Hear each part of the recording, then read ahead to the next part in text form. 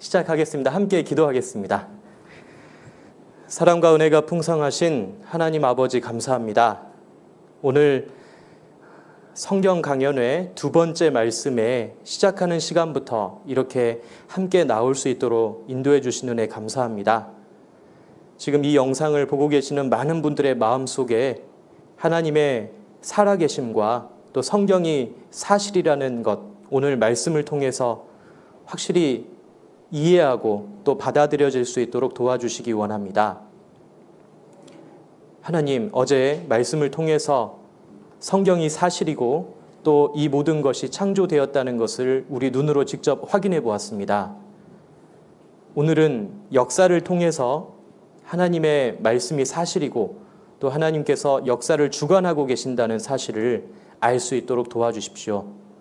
우리가 더욱더 신사적인 마음으로 정말로 이것이 그러한가 하는 마음으로 확인해보고 그리고 옳은 것을 따라갈 수 있는 용기를 주시기를 간절히 기도합니다.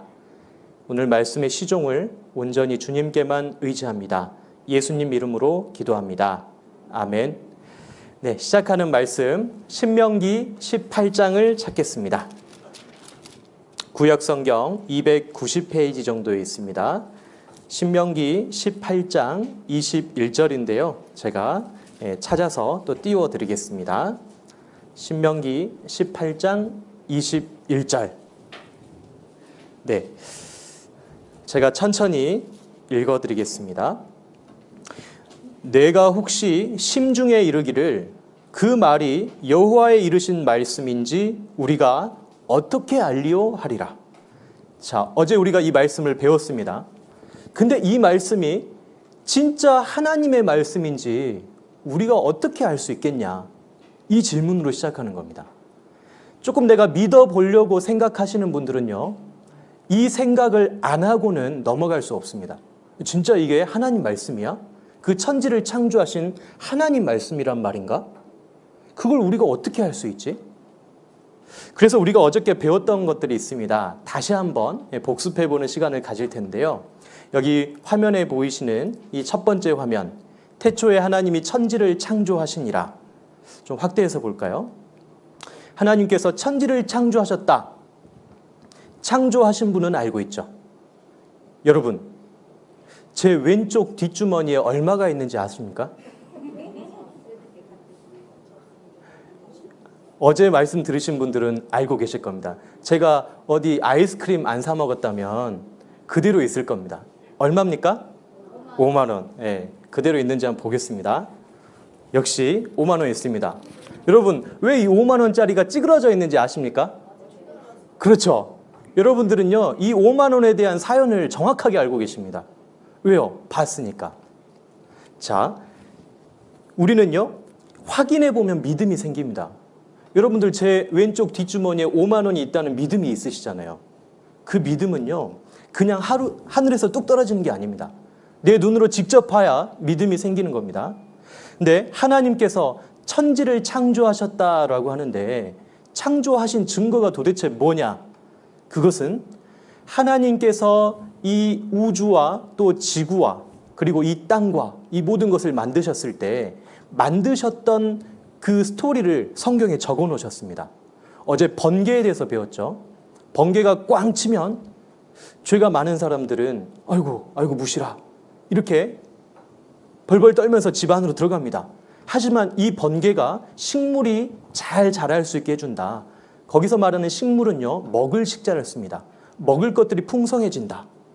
번개가 꽝 치면 공기 중에 있는 질소가 질산으로 바뀌면서 비하고 섞여 내려오면서 이게 질산비료가 된다고 배웠습니다. 그게 밝혀진 것은 몇십 년 안 됐습니다. 그런데 성경은 지금으로부터 3,500년 전에 미리 이야기하고 있습니다. 그랬죠. 그래서 우리가 어저께 배워왔던 이 표를 아마 기억하실 겁니다. 창세기, 욥기, 시편에 기록되어 있는 말씀 중에 지구가 또 해와 달과 별이 어떻게 만들어졌는지, 지구가 공중에 대롱대롱 달려있다, 둥둥 떠있다 라는 말씀을 통해서 와, 하나님이 정말 그렇게 하셨구나라는 것을 우리가 인정할 수밖에 없었습니다. 지구가 둥글다. 1522년에 지구 바깥에 나가본 사람들, 1522년에 나가보진 않았죠. 하지만 이 천체를 연구하던 사람들이 지구가 공중에 떠 있을 것이다라고 생각했습니다. 그런데 과학이 발달해서 우주 바깥으로 나가보니까 정말 지구가 둥둥 떠 있잖아요. 어떻게 성경은 3,500년 전에 이야기할 수 있을까? 만들었으니까. 그래서 제가 저희 할머니 이야기를 잠깐 드렸습니다. 추석 때 할머니 댁에 가면 송편이 있는데, 할머니 이 송편 안에 뭐 들어있어요? 이 안에 팥 들어있어. 진짜요? 한 입 물어보니까 진짜 팥 들어있습니다. 할머니 이 안에 팥 들어있는 거 어떻게 하셨어요? 내가 만들었으니까 알지야. 만드신 분은 정확하게 알고 있습니다. 지구가 어떻게 만들어졌는지, 우주가 어떻게 만들어졌는지. 그래서 우리는 그런 것들을 어제 확인해 봤습니다. 그리고 사람에게는요, 몸과 혼과 영이 있다. 이 몸을 다른 말로 몸집이라고 한다 그랬잖아요. 몸집. 야, 너 몸집 좋다. 네, 이렇게 이야기하잖아요. 그런데 이 몸집에 살고 있는 진짜 주인이 누구냐? 그것은 바로 우리의 영혼이다. 이 영혼이 몸집에서 빠져나왔을 때, 그때를 뭐라고 한다 그랬죠? 죽었다라고 이야기합니다. 몸과 영혼이 분리되는 것. 그래서 우리 안에 영혼이 있구나. 그러면서 제가 이 5만 원짜리를 꺼냈죠. 그러면서 어떻게 했습니까? 이 5만 원의 가치에 대해서 이야기를 했습니다. 자, 이거 5만 원짜리 응응스크류 들고 가면 5만 원어치 아이스크림 먹을 수 있다고 했습니다. 근데 이렇게 구부려도 5만 원의 가치가 있습니다. 심지어는 땅에 놓고 발로 밟아도, 코를 풀어도 5만 원의 가치가 있습니다. 왜 하나님께서 이 모든 우주 만물을 만드시고 나를 사랑하셨는가? 왜 지금도 나를 사랑하시는가? 왜 사람을 사랑하시는가? 그 이유를 저는 너무나 궁금했습니다. 예수님이 이 땅에 오셔서 십자가에 못 박혀 돌아가시면서 이 세상의 모든 사람의 죄를 다 용서하셨다고 하는데 왜 그랬을까? 나는 죄가 많은데, 나는 앞으로도 죄를 많이 지을 텐데 왜 이런 벌레와 구더기 같은 나를 위해서 돌아가셨나? 그것이 내 안에 있는 영혼 때문에 그렇구나. 그 사실을 제가 깨달았을 때, 내가 비록 이렇게 꾸겨진 인생이라 할지라도, 바닥을 굴러다니는 인생이라 할지라도 하나님은 나를 사랑하시겠구나. 왜냐하면 제가 제 자녀를 사랑하는 것처럼, 제 자녀가 공부를 잘하고 운동을 잘하고 탁월한 기질이 있어서 제가 제 아이를 사랑하는 게 아니라 그냥 제 아이기 때문에, 내 새끼니까. 그래서 하나님도 우리를 사랑하신다. 이 안에는 영혼이 누구 겁니까? 하나님의 거라고 했거든요. 하나님이 자기 형상대로 사람을 만드셨다라고 되어 있습니다. 그래서 어제 우리가 봤던 이 그림, 아버지가 자기 아이를 보고 너무 곱게 생각하잖아요. 하나님이 자기 형상대로, 곧 하나님의 형상대로 사람을 창조하셨다. 어젯밤에요, 저희 집에 잠자는 구도가 좀 바뀌었습니다. 원래는 저하고 저희 아내가 큰 방에서 잡니다. 그런데 저희 아내가 에어컨 바람을 못 쐬요. 그래서 제가 거실로 나와서 자는데 이제 서로 큰 방을 차지하려고 애들이 난리가 난 겁니다. 엄마 옆에서 잘 거야. 그래서 첫째, 둘째, 셋째가 이제 막 싸우기 시작해요. 그리고 제가 거실에다가 이 매트를 펴니까 또 제 옆에 또 한 놈이 잔다고 또 싸우고 막 그랬습니다. 근데 왜 그렇게 기분이 좋을까요? 서로 막 제 옆에서 잔다고. 예. 애들이 나중에 10년 뒤, 20년 뒤에도 그럴지 모르겠는데, 사실 좀 저희 부모님께는 죄송한 이야기지만요, 이 사랑이라는 것은 정말 내리사랑인 것 같습니다. 저희 아이들은요, 저한테 뭔가를 특별히 해주지 않아도 너무나 사랑스러워요. 하나님께서 왜 이 세상에 사랑이라는 걸 알게 하셨을까? 왜 저는요, 부모님의 사랑을 받고 자랐을까요? 왜 저는 제 아내를 사랑하는 사랑을 알게 됐을까요? 왜 저는 저희 자녀들을 사랑하는 그 마음을 하나님 주셨을까요? 저는 애들을 별로 안 좋아합니다. 미안하다, 온유야, 한결아, 은찬아. 근데 저는 애들을 별로 안 좋아하는데, 애가 첫 애가 태어났을 때 산부인과에서 제가 탯줄을 잘라줬거든요. 근데 이 아이가 응애 하고 우는데요, 솔직히 좀 무서웠습니다. 얘가 너무 못생겼어요. 저렇게 못생길 수가 있을까? 미안하다, 온유야. 정말 너무 못생겨가지고 깜짝 놀랐어요. 그런데 이 아이를 보면서 이 마음이 생기는 거예요. 내가 얘를 대신해서 죽을 수도 있겠다. 너무 신기합니다. 밤에요. 잠을 자는데 애기 울음소리가 들리잖아요. 그러면 젖병, 분유기, 기저귀 3종 세트 들고 갑니다. 저는 원래 밤에 잠을 자면 아침까지 절대 안 일어나요. 근데 어떻게 제 마음에 그런 마음이 들어올 수 있을까요? 와, 이거 진짜 놀랍다. 저는 원래 애들을 좋아하지 않는데 부모에게 주는 하나님의 마음이라는 게 있구나. 왜 그 마음을 주셨을까? 하나님의 사랑을 깨닫게 하려고 그랬구나. 여러분, 사랑을 많이 경험해보지 못한 사람들은요, 이 성경 아무리 배워도 하나님의 사랑 깨닫기 어렵습니다. 제가 중학생, 고등학생들 만나서 상담을 해보면요, 예수님이 너를 위해서 십자가에 못 박혀 돌아가셨어 라고 이야기할 때 왜 그랬대요? 너를 사랑하셔서 그랬어. 근데요, 부모의 사랑을 많이 못 받아본 아이들은요, 왜 사랑하는데 대신 죽어요? 이해를 못합니다. 근데 사랑을 많이 받아본 아이들은요, 아, 저를 사랑하셔서 그랬군요. 이해를 해요. 받아들여요. 그래서 하나님께서 우리를 사랑하신다. 그 사랑에 대해서 제가 5일차 때 자세하게 말씀드릴 겁니다. 그래서 하나님께서는요, 자기 형상대로 우리를 만드셨기 때문에 우리가 천국에 가길 원하셔요. 근데 천국에 가는 방법은 어렵지 않습니다. 확인해 보면 돼요. 확인. 그래서 우리가 아까 우리가 어저께 배웠던 그 제가 핵심 요지를 한번 쭉 짚어드렸잖아요. 어떻게 하면 천국에 갈 수 있습니까? 한번 같이 다시 한번 생각해 보겠습니다. 천국에 가려면 뭐가 없어야 된다고요? 죄가 없어야 돼요. 자, 죄를 없애는 방법 객관식으로 내드리겠습니다. 1번, 열심히 교회 다니면 된다. 2번, 헌금 많이 하면 된다. 3번, 봉사활동 많이 하면 된다. 4번, 용서받으면 된다. 정답은 4번이죠. 죄를 용서받으면 죄가 없어집니다. 다시 말해서 죄를 용서받은 사람이 천국에 갈 수 있는 거예요. 그러면 내가 어떻게 하면 죄를 용서받습니까? 죄를 용서받으려면 내가 죄인이구나라는 걸 깨달아야 돼요. 그래서 하나님께서 우리에게 주신 게 뭘까요? 10계명. 10계명은 지키라고 주셨을까요? 네가 죄인이라는 것을 깨달으라고 주셨을까요? 예, 하지만 많은 예수님을 믿는다는 사람들이 10계명을 지키라고 주셨다라고 믿고 있어요. 좀 안타깝습니다. 왜냐하면 로마서 3장 20절에 보면요, 율법으로는 죄를 깨달음이니라 이렇게 돼 있거든요. 죄를 깨달으라고 주셨는데 이걸 막 지키려고 그래요. 다시 말해서 율법은 거울입니다. 얼굴에 뭐 묻었는지 이렇게 보잖아요, 거울로.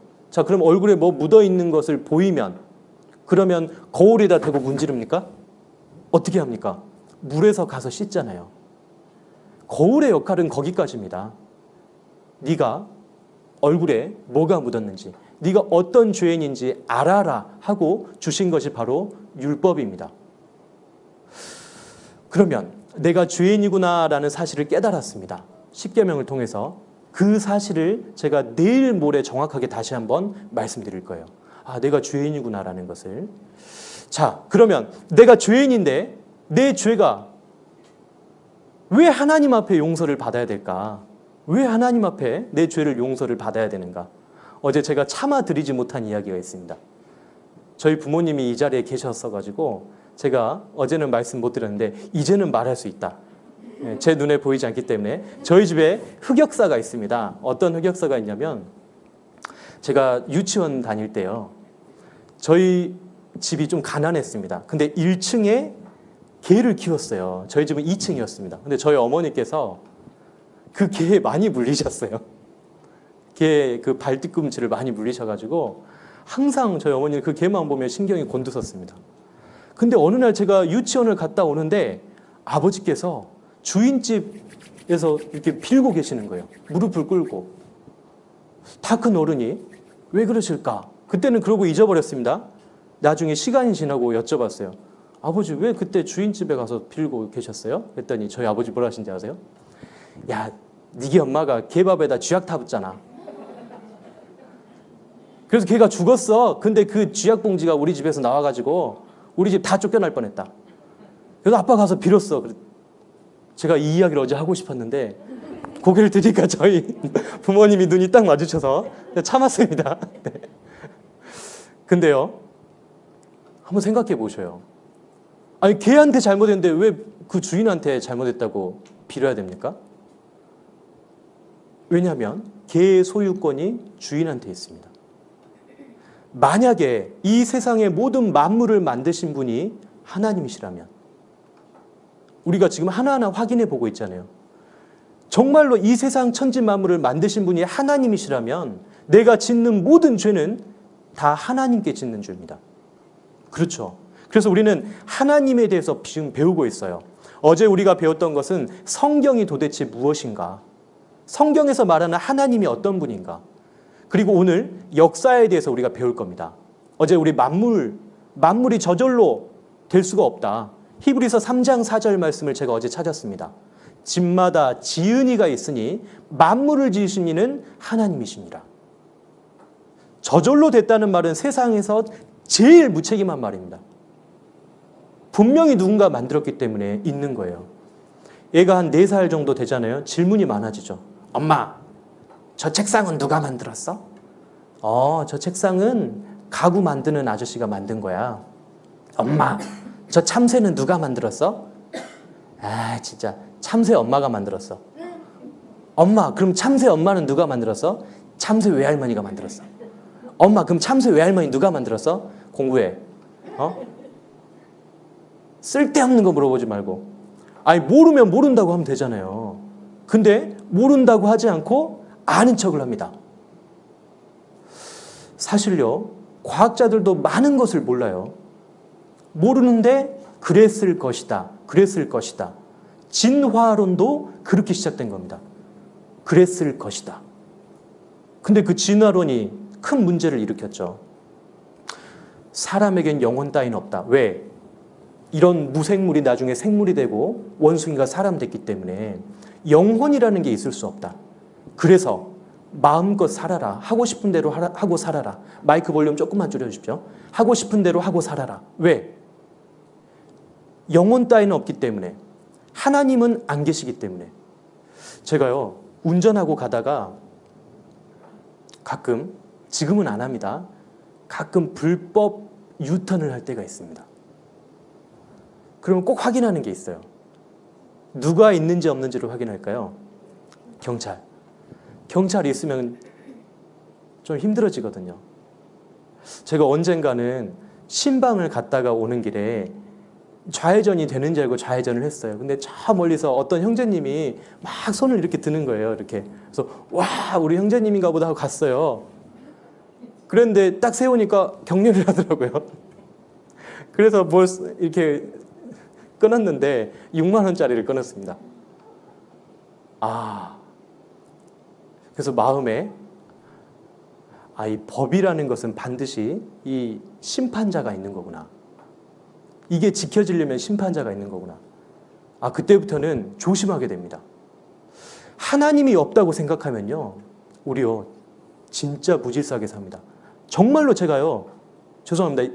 앞에서 이런 이야기 하면 좀 그렇지만 저는 정말 하나님이 없다는 확신이 생긴다면 저 정말 마음대로 살 거예요. 정말 하나님이 안 계신다면 저 진짜 마음대로 살 겁니다. 그렇게 생겼잖아요. 마음대로 살게. 근데요, 양심에 그런 게 있잖아요. 양심에. 이거 죄 봤는데 이렇게 살면 안 될 것 같은데. 왜 그럴까요? 이 양심은요, 내 것이 아닙니다. 양심은 하나님 거라 그랬어요. 그래서 내가 죄를 지으면 이번 한탕만 하면 돼. 가만히 있어. 이게 안 돼요. 양심은 막 뜁니다. 왜? 내 것이 아니기 때문에. 자, 그래서 우리는 하나님이 계시다는 것을 그렇게 하나하나 확인해 보는 거예요. 정말로 하나님이 천지 만물을 창조하신 분이구나. 오늘은요, 역사를 통해서 확인해 볼 겁니다. 역사 어렵잖아요. 근데 어렵게 생각하시지 마시고 그냥 그때그때 듣고 이해하고 잊어버리세요. 기억하려고 하지 마세요. 기억하려고 하면 머리 복잡해집니다. 그냥 듣고 인정하고 잊어버리시면 됩니다. 자, 아까 우리가 처음에 읽었던 그 말씀 기억나십니까? 네가 혹시 심중에 이르기를 그 말이 여호와의 이르신 말씀인지 우리가 어떻게 알리요? 그 말이 하나님 말씀인지 우리가 어떻게 알리요? 그런데 그 바로 다음 구절 18장 22절에 이렇게 되어 있습니다. 만일 선지자가 있어서 여호와의 이름으로 말한 일에 증험도 없고 성취함도 없으면 이는 여호와의 말씀하신 것이 아니요 그 선지자가 방자히 한 말이니 너는 그를 두려워 말지니라. 참 말이 어렵죠. 자, 이런 거예요. 인류의 역사가 있습니다. 하나님은 인류의 역사를 계획하셨어요. 인류 역사의 시작과 끝을 계획하셨는데 그 중간에 바로 예수님이 오셨죠. 그런데 성경은 지금으로부터 3,500년 전에 기록되기 시작해서 AD 100년, 그러니까 지금으로부터 1900년 전까지 1600년 동안 기록이 됐습니다. 40명의 기자들이 받아 적었다고 했죠. 그래서 우리가 어저께 했던 게임 기억나세요? 가라사대 게임. 예, 어제 했었죠. 하나님이 가라사대 이게 3,800번이나 기록이 되어 있습니다. 하나님께서 말씀하셨다. 그런데 이 성경에 어떤 게 기록이 되어 있냐면 인류의 역사의 시작이 기록이 되어 있다면 여러분 이해하시겠습니까? 인류 역사의 시작. 아니 이때부터 수천 년이 더 있는데 어떻게 이것을 이때 기록을 할 수 있냐. 제일 처음에 기록한 성경이 바로 모세오경입니다. 모세가 기록한 창세기, 출애굽기, 레위기, 민수기, 신명기 이 5개의 성경. 이 5개의 성경 중에 창세기라는 성경에 이 지구가 어떻게 시작이 됐는지 태초가 어떻게 시작됐는지 기록이 되어 있습니다. 그것을 바로 증험이라 그래요. 과거에 일어났던 일에 대해서 성경이 말하고 있는데 그게 사실인지 확인해 봐라. 그러면 하나님이 하신 말씀 아니겠냐. 뿐만 아니라 앞으로 일어날 일, 앞으로 일어날 일을 성경에서는 예언하고 있습니다. 마지막 때에 무슨 일이 일어날지도 예언하고 있어요. 그것을 예언했는데 그대로 이루어지고 있다면 그게 뭐냐? 성취함입니다. 그러니까요, 우리는 이 말씀이 진짜 하나님의 말씀인지 아닌지 어떻게 알 수 있냐? 증험을 확인해보고 성취함을 해보면 누구나 다 인정할 수 있다는 거예요. 자, 제 왼쪽 뒷주머니에 얼마 있다고요? 여러분들 마음에 그 믿음이 생겼잖아요. 왜냐하면 확인해봤기 때문에. 이것도 확인해보면요, 그대로 생깁니다. 그래서요, 가장 인류 역사의 첫 번째 일어났던 일에 대해서 한번 같이 배워보려고 합니다. 영상을 제가 하나 보여드릴 텐데요. 이 사람은요, 믿음이 강해요. 믿음이 엄청 강한데 그 대상은 믿을만 하지 않습니다. 그래서 당해요. 자, 보여드릴게요. 이 사람은 지금 겨울인데요. 맨몸으로, 알몸으로 지금 얼음으로 뛰어듭니다. 보세요.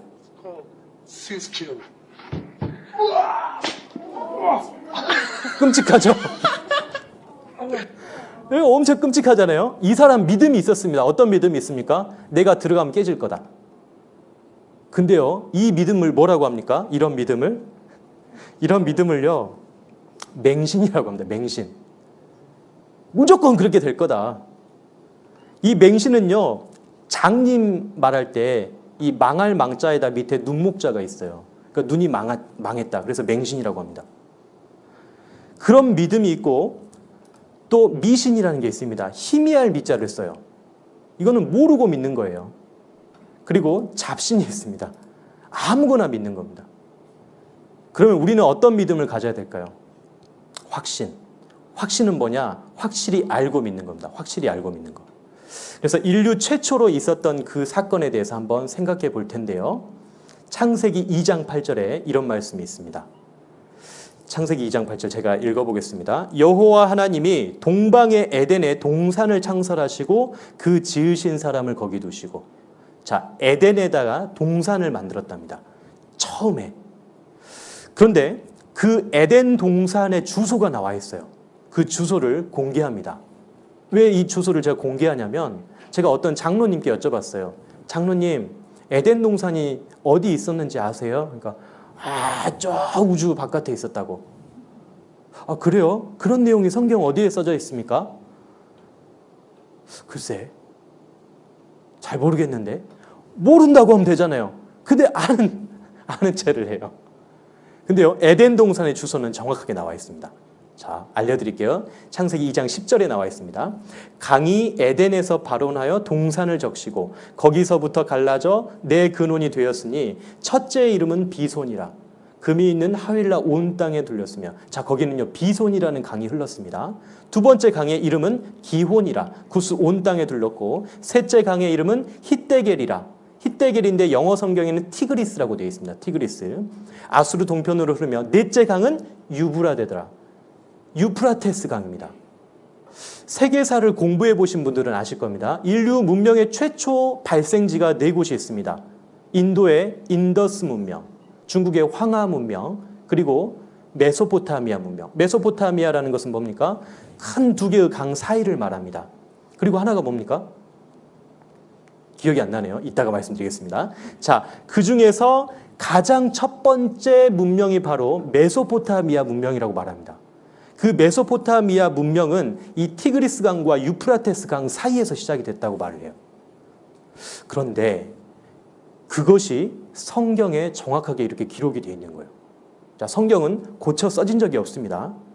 자, 근데 그 동산 가운데는 생명나무도 있고 선악을 알게 하는 나무도 있다. 그런데 하나님께서요, 그 선악을 알게 하는 나무의 실과는 먹지 말라고 했습니다. 네가 먹는 날에는 정령 죽으리라. 하나님께서요, 아담과 하와를 만드셨다는 내용이 창세기에 기록이 되어 있습니다. 들어보셨습니까? 아담과 하와? 예. 아담은 아담에서 아담이라고 지었는지 모르겠습니다. 아담이 남자고 하와가 여자예요. 그런데 아담과 하와는 하나님의 사랑의 짝으로 만들었어요. 그래서 하나님께서 그 사랑의 짝으로 만드신 사람과 사랑하고 싶습니다. 하나님은요, 사랑하고 싶어요. 사랑은 혼자 할 수 있습니까? 사랑은 혼자 못합니다. 대상이 있어야 돼요. 그래서 하나님의 형상을 닮은 사람을 만드신 거예요. 여러분, 제가요, 저희 아내가 저를 사랑합니다. 전 믿어요. 오늘 이 자리에 없어서 다행이지만 저희 아내가 저를 사랑합니다. 근데 하나님께서요, 사람을 사랑하셔서 사람을 만드셨어요. 근데 중요한 건 뭐냐? 이 세상에서 제일 힘든 사랑이 뭔지 아세요? 예, 이거 해본 분만 압니다. 짝사랑이라고. 나는 겁나게 사랑하는데 그 사람이 나를 사랑을 안 해요. 그 힘든 사랑이에요. 하나님은요, 짝사랑을 하셨어요. 우리를. 왜? 사람이 하나님을 사랑하는지 안 하는지를 확인하셔야 되거든요. 근데 그걸 어떻게 확인하냐? 바로 에덴 동산의 선악과 나무입니다. 이 선악과의 나무의 실과를 먹지 말라. 먹는 날에는 정령 죽으리라. 근데요, 이 자리를 원했던 존재가 있습니다. 그게 누구냐면 하나님께서 천사를 만드셨는데 그 천사 중에 가장 뛰어난 천사, 루시퍼라는 천사가 이 자리를 원했습니다.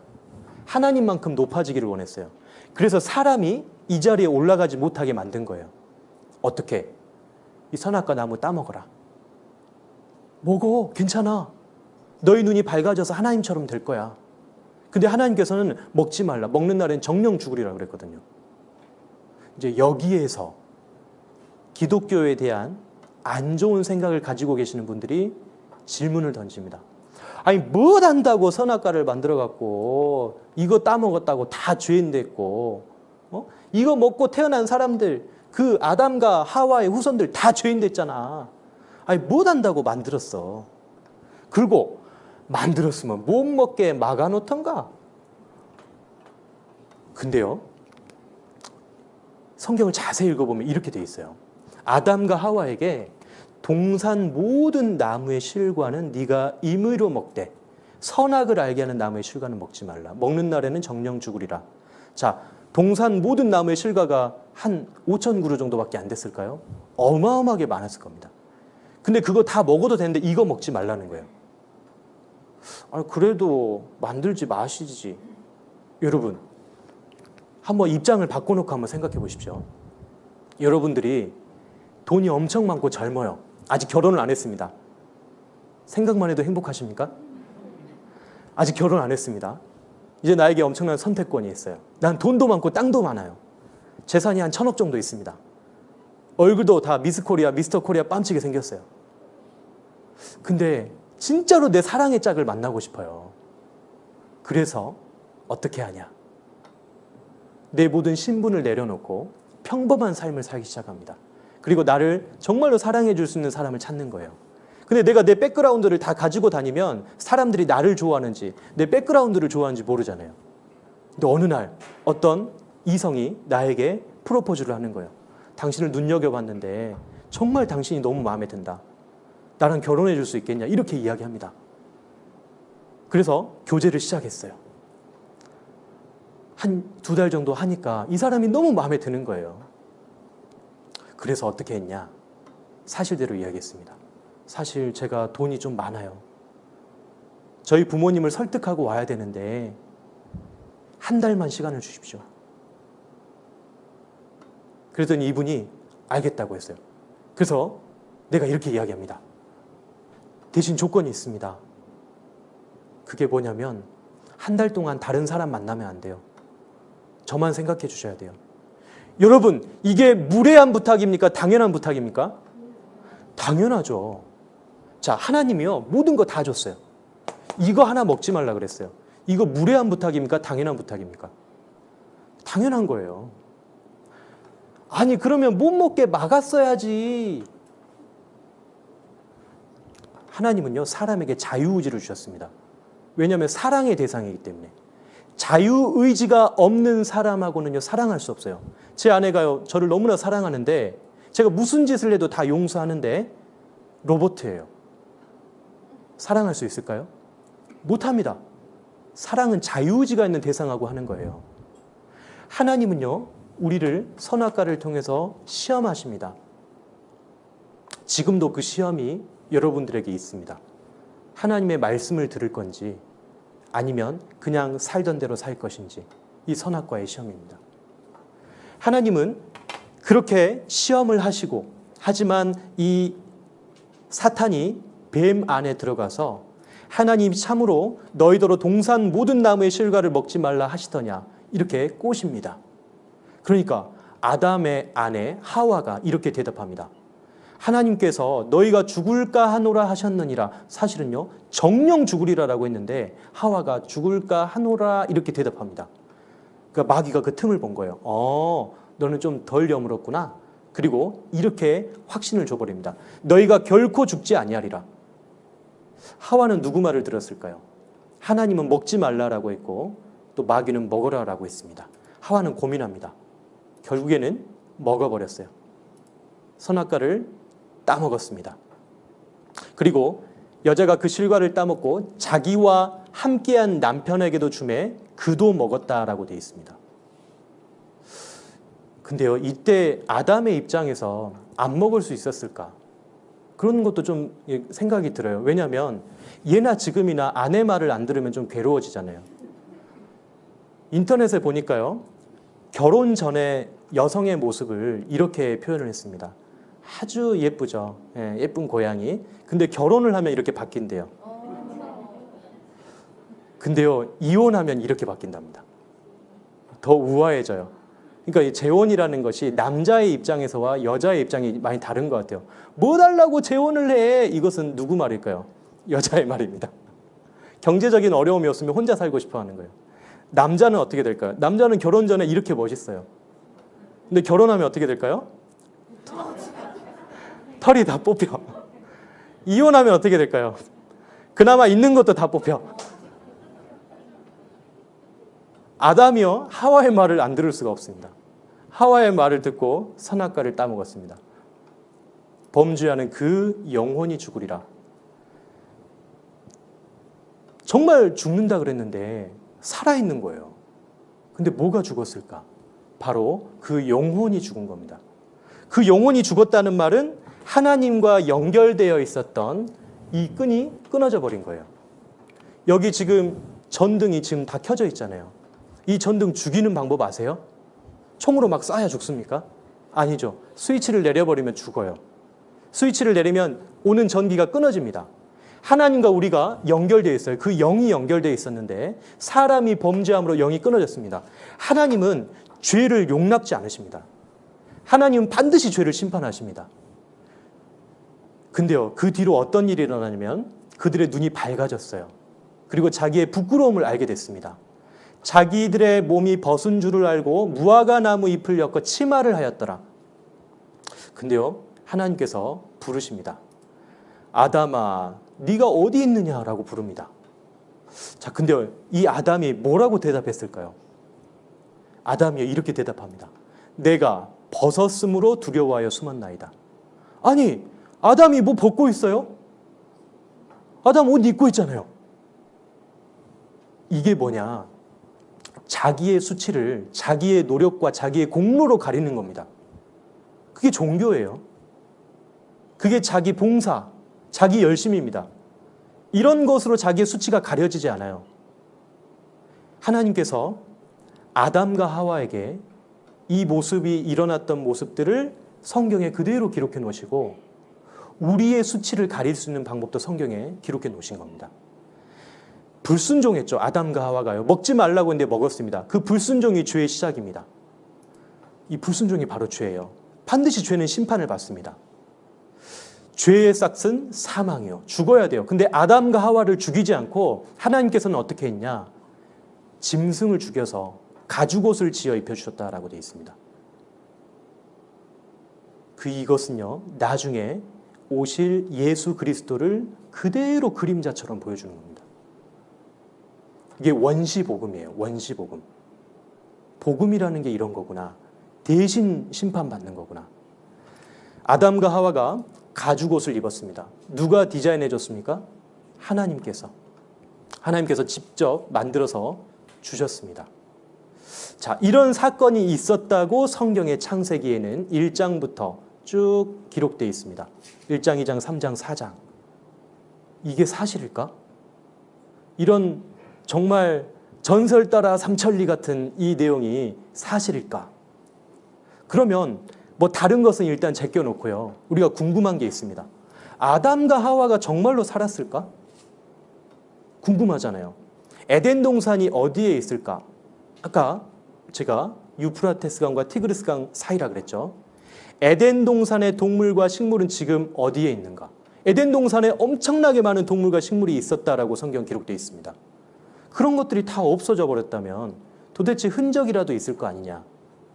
이것을 확인할 수 있다면 이 성경이 역사적으로 사실이라는 것을 입증할 수 있습니다. 자, 그런데요.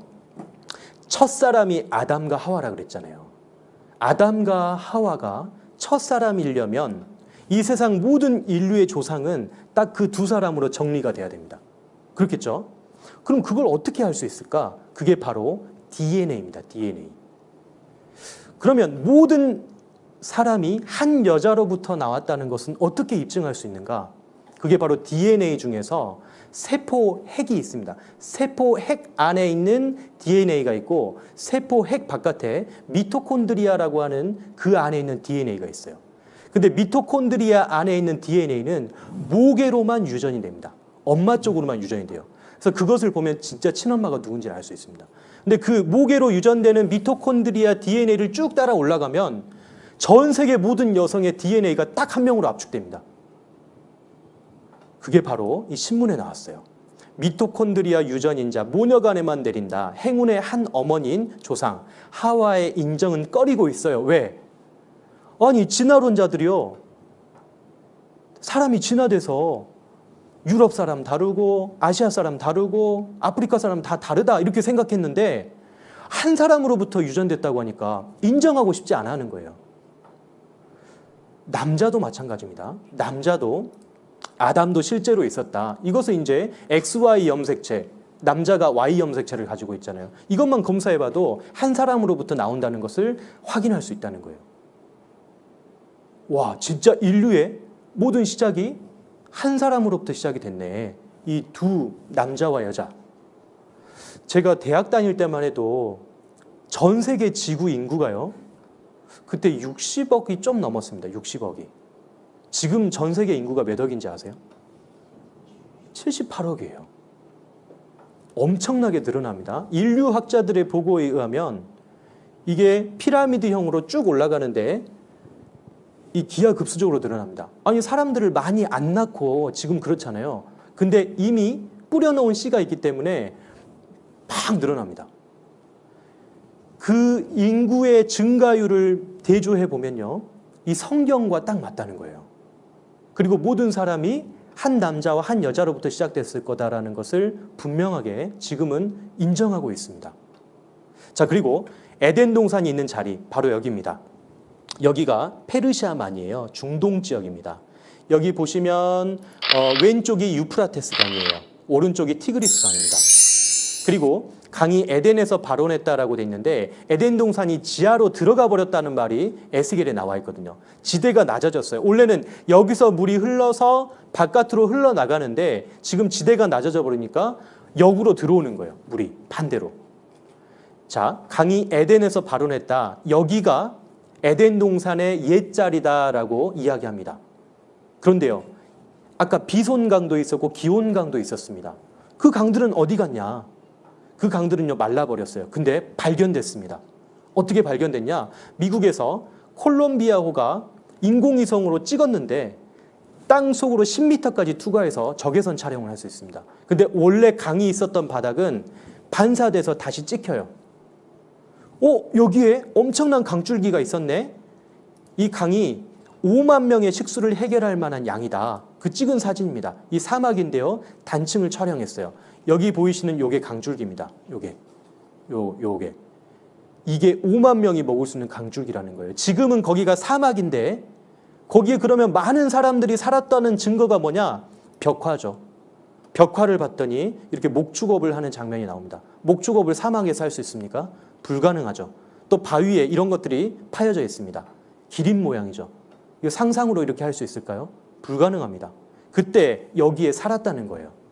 근데 이 모든 에덴의 나무들이, 동물과 식물들 모든 것들이 다 지하에 내려갔다. 땅속으로 들어갔다는 거예요. 그럼 땅속으로 들어갔다는 흔적이 뭐냐? 여러분들도 잘 아시다시피 바로 석유입니다. 석유는요, 모래가 썩어서 만들어질까요? 아니에요. 지금도 석유 만들 수 있습니다. 지금 석유 어떻게 만드는지 아세요? 석유를 만들려면 동물과 식물들을 아주 고압으로 누르면서 얘를 끓여버려야 돼요. 그럼 석유가 만들어집니다. 근데 만들어서 쓰는 것보다 뽑아서 쓰는 게 훨씬 싸요. 그래서 뽑아서 쓰는 거예요. 자, 바로 이겁니다. 에덴 동산의 모든 동물과 식물이 지하에 내려갔는데 땅속에서 열을 받아요. 그리고 위에서는 누릅니다. 그러니까 어떻게 됩니까? 기름이 되는 거예요. 참기름 짜듯이. 참기름 어떻게 짭니까? 참깨를 볶아요. 그리고 어떻게 하죠? 앞차기로 꽉 짭니다. 그러면 참기름이 나오잖아요. 그런 것처럼 기름도 그렇게 나오는데 이 에덴 동산의 옛자리, 바로 이 페르시아만에서 지금 현재 전 세계에서 사용하고 있는 석유의 80%가 여기서 나옵니다. 그래서 중동에서는요, 이 석유를 판매해서 먹고 살 것이 없는데 그렇게 잘 살잖아요. 그 사람들이 뭐 일을 해서 그렇게 잘 삽니까? 단지 석유 때문에. 에덴 동산 그 자리에서 석유 시추해서 먹고 사는 겁니다. 여기입니다. 바로 여기. 여기 지금 삼각불 모양이 막 있잖아요. 이게 석유가 나오는 유전이에요. 기름밭입니다. 그런데 성경을 열심히 읽는 사람들이 그것을 발견해요. 유전을요. 왜? 이 정도면 여기에 석유가 나오겠다. 아는 거예요. 그래서 성경에만 유일하게 있는 고고학이 있다고 그랬잖아요. 성서고고학. 성경에 나온 대로 거기에 역청구덩이가 있었더라라는 그 내용을 가지고 그 지역에 가서 파봤더니 역청이 뭐냐면 아스팔트입니다. 그 땅속에다 시추해봤는데 석유가 나오는 거예요. 야, 이거 어떻게 이럴 수가 있냐. 성경이 나왔잖아. 성경이 나온 것을 그대로 믿고 그대로 가서 파봤더니 이렇게 나온다는 거예요. 4개의 강이 이름이 명시되어 있다. 에덴 동산이. 홍수 이후에 지각 변동으로 묻혔다. 티그리스, 유프라테스 강과 노땅 근거로 추측한다. 그리고 지금은요, 에덴 동산은 지금의 페르시아만이다 라고 경향신문에 87년 5월 20일자에 떴습니다. 성서 속의 에덴 동산은 바로 이곳이다. 국민일보 1988년 11월 18일자입니다. 이 선악과를 따먹고 사람이 어떻게 됐을까? 하나님과 영이 끊어져 버렸죠. 하나님과 영이 끊어져 버리면 그때부터는 죄를 물마심같이 짓게 됩니다. 그래서 창세기 6장에 보면요, 사람들의 죄가 너무나 많았다라고 되어 있어요. 여호와께서 사람의 죄악이 세상에 관영하다라는 것은 꽉 들어찼다는 말입니다. 그 마음의 생각의 모든 계획이 항상 악할 뿐임을 보시고 이 세상을 물로 심판하시겠다는 거예요. 물로 심판한다? 그러면 그 많은 물이 도대체 어디서 올까? 그런데 이 물로 심판하기 전에 하나님께서는 노아라는 사람을 부르십니다. 노아라는 사람을 불러서 뭘 하냐? 방주를 만들어라. 근데 그 방주의 제도, 이것을 정확하게 이야기해 줍니다. 근데 이 방주는요, 물에 떠다니는 배인데 뚜껑이 달려 있어요. 방주의 특징은 이렇습니다. 방주는 운전대가 없어요. 돛이나 스크류가 없습니다. 뚜껑이 있는데 창문이 위쪽 옆으로 나 있어요. 이것은 어디를 가고자 하는 게 아니라 그냥 떠 있기만 하는 거예요. 오직 홍수를 피하기 위해서입니다. 이 방주의 크기가 나와 있는데 창세기 6장 14절부터 16절에 이런 내용이 나와 있습니다. 너는 잣나무로 너를 위하여 방주를 짓되 잣나무로 지으라고 했습니다. 잣나무. 그리고 그 안에 칸들을 막고 역청으로 그 안팎에 칠하라. 역청은 뭡니까? 아까 아스팔트입니다. 아스팔트 새로 칠해놓은 도로 가보셨죠? 운전하고 하면 막 뭐가 달라붙고 막 돌이 튀잖아요. 왜? 끈적끈적하니까. 그게 천연 방수제입니다. 그리고 천연 방부제예요. 안 썩어요. 그래서 장이 300규빗, 광이 50규빗, 고가 30규빗 이런 규빗 단위로 단위를 알려줍니다. 1규빗은 팔꿈치부터 손가락 끝까지의 길이입니다. 성인 이 길이가 47에서 48cm, 50cm 정도 됩니다. 그때 당시에는 자가 없기 때문에 이렇게 쟀어요. 이 방주의 크기는 미터로 환산하면 길이가 135m예요. 135m면 요즘 초등학교 운동장 2개 붙여놓은 겁니다. 요즘 100m 달리기를 못합니다. 초등학교 운동장에서요. 2개 붙여야 한 140m 됩니다. 거기다가 높이가 14m예요. 14m면 아파트 몇 층 정도 될까요? 4층, 4, 3, 12, 5층 정도 높이 되겠네요. 5, 6층. 예. 그리고 폭이 23m입니다. 24m. 근데요, 이 길이가요, 이 길이하고 이 폭하고의 비율이 6대1이에요. 6대1. 잠깐 기억해 놓으십시오. 6대1입니다. 높이가 14m입니다. 근데 잣나무를 사용하고 안팎에 역청을 칠해라. 이런 내용이 나와 있습니다. 자, 성경을 갖고 계시니까 한번 확인해 보겠습니다. 창세기 6장을 찾아보겠습니다. 창세기 6장. 제가 쭉 읽어드릴 테니까요. 혹시 성경이 없으신 분들은 제 목소리를 잘 들으시기 바랍니다. 6장 9절부터 제가 읽어보겠습니다. 노아의 사적은 이러하니라. 노아는 의인이요 당세의 완전한 자라. 그가 하나님과 동행하였으며 그가 세 아들을 낳았으니 셈과 함과 야벳이라. 자, 노아의 세 아들을 이름이 나옵니다. 때 온 땅이 하나님 앞에 폐교하여 강포가 땅에 충만한지라. 13절 하나님이 노아에게 이르시되 모든 혈육 있는 자의 강포가 땅에 가득하므로 그 끝날이 내 앞에 이르렀으니 내가 그들을 땅과 함께 멸하리라. 너는 잣나무로 너를 위하여 방주를 짓되 그 안에 간들을 막고 역청으로 그 안팎에 칠하라. 그 방주의 제도는 이러하니 장이 300규빗, 광이 50규빗, 고가 30규빗이며 거기 창을 내되 위에서부터 한 규빗을 내고 그 문은 옆으로 내고 상중하 3층으로 할지니라. 내가 홍수를 땅에 일으켜 무릇 생명의 기식 있는 육체를 천하에서 멸절하리니 땅에 있는 자가 다 죽으리라. 22절 노아가 그와 같이 하되 하나님이 자기에게 명하신 대로 다 준행하였더라. 자, 7장으로 넘어갑니다. 7장 5절 노아가 여호와께서 자기에게 명하신 대로 다 준행하였더라. 6절 홍수가 땅에 있을 때 노아가 600세라.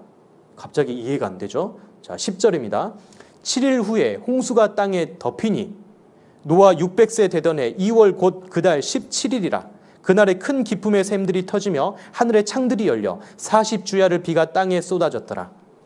곧 그날에 노아와 그 아들 셈, 함, 야벳과 노아의 처와 세 자부가 며느리가 다 방주로 들어갔고 그들과 모든 들짐승이 그 종류대로 모든 육축이 그 종류대로 땅에 기는 모든 것이 그 종류대로 모든 새 곧 각양의 새가 그 종류대로 무릇 기식 있는 육체가 둘씩 노아에게 나와 방주로 들어갔으니 자기 발로 온 거예요.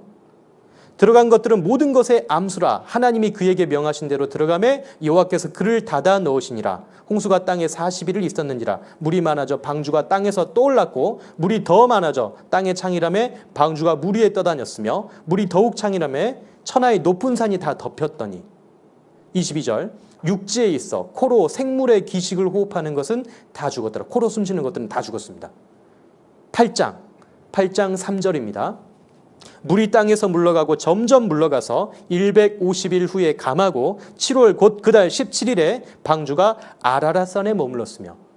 자, 머릿속으로 그림을 한번 그려보십시오. 노아가 배를 만들었습니다. 계산해보면요, 배 만든 기간이 70년이 넘어요. 노아가 600세 되던 해에 홍수가 났습니다. 그리고 모든 동물의 암수 한 쌍씩이 그 배로 자기 발로 들어왔어요. 그리고 일주일 뒤에 방주문을 하나님이 닫아버리셨습니다. 그리고 그때부터 40주야 하늘에서 물이 쏟아졌고 천하의 높은 산이 다 덮였습니다. 그리고 방주가 아라랏산에 물이 빠지면서 걸렸습니다. 자, 머릿속에 그림을 그리십시오. 그래야 오래 기억 남습니다. 자, 그 모양이에요. 노아가 그와 같이 하되 하나님이 자기에게 명하신 대로 다 준행하였더라. 자, 이게 사실일까? 근데요, 과학자들이 이런 거 입증하는 거 좋아하거든요. 그래서 그 방주의 비율대로 배를 만들어 봤어요. 아까 제가 길이하고 높이가 6대 1이라 그랬죠. 길이하고 폭이 6대 1이라 그랬죠. 이 6대 1의 폭을 만들어 가지고 방주를 만들어 봤습니다. 노아의 방주 모형을 제작해서 실험해 봤다. 해사기술사에서 했는데 30m짜리 파고에도 안전하다. 30m짜리 파도가 어느 정도인지 감이 오세요? 아파트 10층입니다. 아파트 10층짜리 파도가 여기를 덮으면 어떻게 될까요? 근데 아파트 10층짜리 파도를 만들어서 실험을 했는데 안 뒤집어진다는 거예요. 그걸 어떻게 실험을 할 수 있냐? 비율을 축소를 합니다. 배를 축소를 하고 파도도 축소를 해서 파도를 치게 만드는 거예요. 그랬는데 안전하다는 겁니다. 방주의 안정성은 조선 전문가들도 인정한다. 방주가 이렇게 안전할 수가 없는데 어떻게 이렇게 안전할 수가 있을까? 여기 보면요, 길이, 폭 비율이 6대 1, 43m짜리 파도에도 끄떡이 없다. 물속의 동물 빼면 들어간 동물은 35,200마리. 모든 코로 숨쉬는 것을 한 쌍씩 계산하면은 방주 전체 용적의 3분의 1밖에 안 채워진다는 거예요. 가능하다는 겁니다. 지구 동물의 3배를 수용할 수 있다는 거예요. 그런데 하나님께서 그 방주문을 닫았다고 되어 있습니다. 그런 아름다운 이야기가 성경에 있었는데 그게 진짜 사실일까? 에덴 동산이 사실인 것처럼 이것도 사실일까요? 여러분, 그냥 무조건 믿으면 뭐라 그랬죠? 맹신이라 그랬습니다. 저는 여기 계신 분들, 또 인터넷으로 보고 계시는 분들 무조건 믿으라고 하지 않습니다. 믿어지면 믿으셔요. 하지만 믿어질 때까지 반드시 유지해야 될 게 있습니다. 고집을 버리세요. 내 생각을 내려놓으시고 들어보시면 이거 진짜 그렇겠네? 그러면 믿어지는 거예요. 하나님이 이 다음부터는 절대로 물로 세상을 심판하지 않겠다고 하시고 무지개를 보증으로 주셨습니다. 그게 창세기 9장 13절에 나와 있는 말씀이에요. 이 홍수 사건 궁금한 게 있습니다. 어떻게 사람이 600살 넘게 살 수 있어? 이 궁금합니다. 지금도 120세까지는 산다라고 하지만 600살은 좀 심했다. 아니, 거짓말을 치려면 공을 하나 빼지 못한다고 600이라 했을까? 근데요, 성경은요, 우리에게 거짓말을 하지 않습니다. 그리고 적당하게 이야기하지 않습니다. 그 년, 월, 일이 다 기록이 돼 있어요. 온 세상을 다 덮었다 그랬는데 그 물이 도대체 어디서 와서 어디로 갔을까? 그걸 어떻게 입증할 수 있냐? 질량 보존의 법칙이 있는데 지구 안에 있는 물이 어디선가 왔으니까 있는 거고 그게 또 어디론가 갔으니까 지금 육지가 있는 건데 그게 다 어디에 있냐? 그리고 그 방주가 아라랏산에 머물렀다고 했는데 진짜 그게 있을까? 이걸 밝혀낼 수 있다면 홍수 사건도 사실이라는 거예요. 따져보십시오. 이거 인정되면 성경은 사실입니다. 창세기 1장 7절에 보면요. 하나님이 지구를 만드실 때 궁창을 만들었다라고 되어 있어요. 궁창 위의 물과 궁창 아래의 물로 나뉘게 하심에 그대로 되니라 라는 말씀이 있는데 이 지구 위에 궁창이라는 하늘이 있었습니다. 근데 그 궁창 아래의 물과 궁창 위의 물이 있는데 궁창 아래의 물은 뭐냐? 바로 이 바닷물, 또 담수, 해수 이런 것들을 다 이야기합니다. 지하수. 그리고 궁창 위의 물은 이 대기권 바깥에 물층이 있었다는 거예요. 그게 어떤 모양으로 어떻게 있었는지는 모르겠어요. 하지만 하나님은 있었다고 말합니다. 제가 어제도 말씀드렸듯이 성경은 우리를 설득하지 않습니다. 성경은 내가 그렇게 했다. 태초에 하나님이 천지를 창조하시니라. 궁창을 만들었다. 궁창 위의 물과 아래의 물로 나뉘게 하심에 그대로 되니라. 그냥 이렇게 끝냅니다. 근데 진짜 그럴 수 있을까? 근데 과학자들이 한번 생각해 봤어요. 궁창 위에 물층이 있었다면 어땠을까? 그래서 태양으로부터 오는 유해한 광선이 있습니다. 시골에서 일하시는 분하고 도시에서 일하시는 분하고 좀 다르죠. 똑같은 60대인데 시골에서 농사 지으시는 분들은요. 피부가 쭈글쭈글쭈글합니다. 원래 나이보다 플러스 5살에서 10살 정도 더 많아 보이세요. 근데 도시에 사시는 분들은요. 햇볕을 많이 안 보기 때문에 젊어 보이세요. 자, 이렇게 보니까 제일 젊어 보이시는 분이 우리 정정의 어머님이신데 피부가 아주 고우셔요. 왜 그럴까? 도시에 사시기 때문에 그렇습니다. 근데요, 도시에 살면 왜 그럴까? 햇볕을 많이 안 쬐거든요. 이 태양으로부터 오는 유해한 광선이 있는데 바로 자외선입니다. 자외선. 파장이 짧아요. 파장이 짧아서 침투력이 굉장히 높습니다. 근데 얘가 못 뚫고 가는 게 있어요. 그게 뭐냐? 물이에요, 물. 물을 못 뚫습니다. 또 파장이 짧은 것 중에 어떤 게 있냐면 X선, 감마선 이런 방사선들입니다. X선 쬐면 몸에 좋은가요? 몸에 엄청 안 좋습니다. X선. 그래서 X선 조금만 쬐라고 하잖아요. 그 병원에서 일하시는 누구죠? 임상병리사라고 아니? 방사선과 그렇죠. 방사선과 방사선과에 있는 사람들은요. X선 촬영할 때 뭐 입는지 아세요? 납으로 된 앞치마를 입습니다. 왜냐하면 X선이요. 사람 몸을 뚫습니다. 몸에 막 구멍을 내요. 구멍을 내서 통과하는데 뼈는 통과가 안 되기 때문에 하얗게 남는 거예요. 많이 쪄면 안 좋습니다. 근데 그 X선과 감마선과 그리고 방사선, 자외선을 누가 차단하냐? 물증이 있었다면 여기서 다 차단된다는 거예요. 오, 진짜? 예, 맞습니다. 그리고요, 이 물증이 있었다면 또 어떤 좋은 점이 있냐면 습도가 유지가 됩니다. 우리가 겨울에 왜 감기가 걸릴까요? 1번 추워서, 2번 습도가 안 맞아서. 몇 번일까요? 자, 손가락으로 표시해 보세요. 하나, 둘, 셋. 네, 묵비권 행사하시는 분이 지금 몇 분 계시는데, 자, 겨울에 우리가 감기에 걸리는 이유는 추워서가 아닙니다. 그러면 저기 그 얼음으로 집 짓고 사는 사람들은 1년 365일 감기 걸려야 되잖아요. 습도 때문에 그래요. 이 습도가 낮아지잖아요. 그러면 바이러스가 왕성하게 활동합니다. 습도가 30% 밑으로 떨어지면 바이러스 번식률이 확 올라가 버려요. 그래서 집에 습도를 50% 이상으로 유지하라고 하잖아요. 근데 이렇게 물증이 있었다면, 그리고 하나님께서 태초에 천지를 창조하셨을 때 안개만 땅에서 올라와서 온 지면을 적셨다는 말씀이 창세기에 나와 있습니다. 그리고 이 홍수 이전에는 비라는 단어가 하나도 없어요. 더 놀라운 것은 바람이라는 단어도 없습니다. 바람은 어땠을 때 생겨날까요? 바람은 기온차에 의해서 생깁니다. 만약에 이렇게 지구가 있다. 지구가 물층에 쌓여 있다. 그러면요, 이게 보일러 역할을 해요. 여기가 달궈지잖아요? 이 물이 가만히 있을까요? 돕니다. 그럼 이 지구 전체가 다 똑같은 온도예요. 온도가 똑같으면 기압차가 생기지 않죠. 기압차가 없으면 바람이 안 생기는 거예요. 마치 이런 겁니다. 온실처럼 지구가 보호되는 거예요. 그래서 이걸 어떻게 입증할 수 있냐? 바로 화석이죠, 화석. 화석을 봤더니 이런 거예요. 여기 보면 적도, 극지방 모두 온화한 기온, 습도를 유지한다. 해로운 방사선도 차단한다. 노아 홍수 때 파괴됐다. 대기권이 투명 수막으로 지구가 보호됐는데 극지방에는 따뜻한 동물이 살아서는 안 되잖아요. 남극과 북극에는. 근데 남극과 북극에서 발견되고 있는 화석을 보면 보세요. 돌고래 화석이 나옵니다. 돌고래는 따뜻한 바다에서 삽니다. 어떻게 여기서 이런 화석이 나올까요?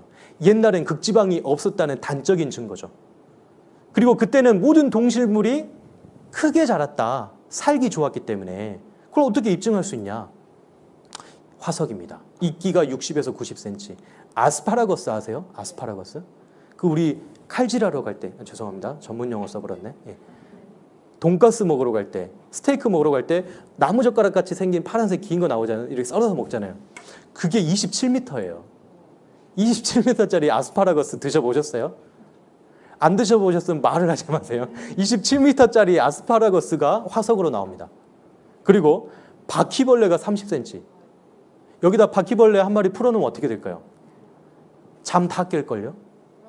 막 책상 위로 올라가고 이 바퀴벌레가 날아다닌다고 한번 생각해 보세요. 근데 이런 화석이 나옵니다. 잠자리가 1m 이런 거예요. 이 화석입니다. 1m짜리 잠자리가 어떻게 있을 수 있냐?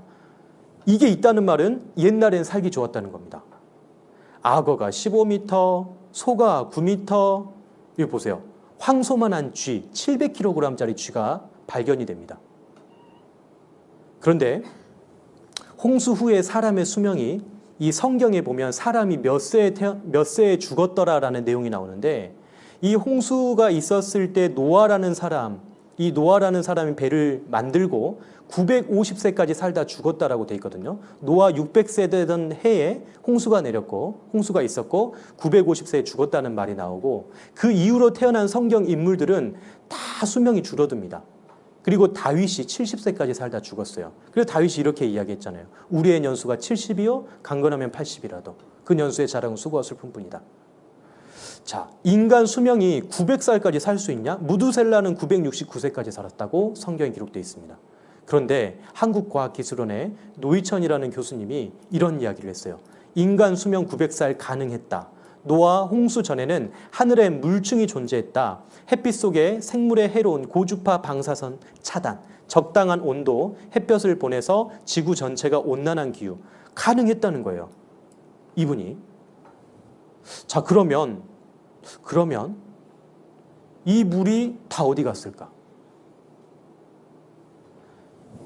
저 하늘에 있는 물층이 다 쏟아져 가지고 물이 천하를 다 덮었다.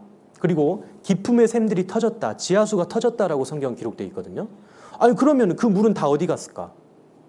그런데요. 시편 33편에 이런 말씀이 있습니다. 저가 바닷물을 모아 무더기같이 쌓으시며 바닷물을 어떻게 쌓습니까? 근데 바닷물을 쌓는 방법이 있어요. 얼려버리면 됩니다. 그래서 욥기 37장에 보면요. 하나님의 부시는 기운에 얼음이 얼고 물의 넓이가 줄어지느니라. 얼음이 얼고 물의 넓이가 줄어진대요.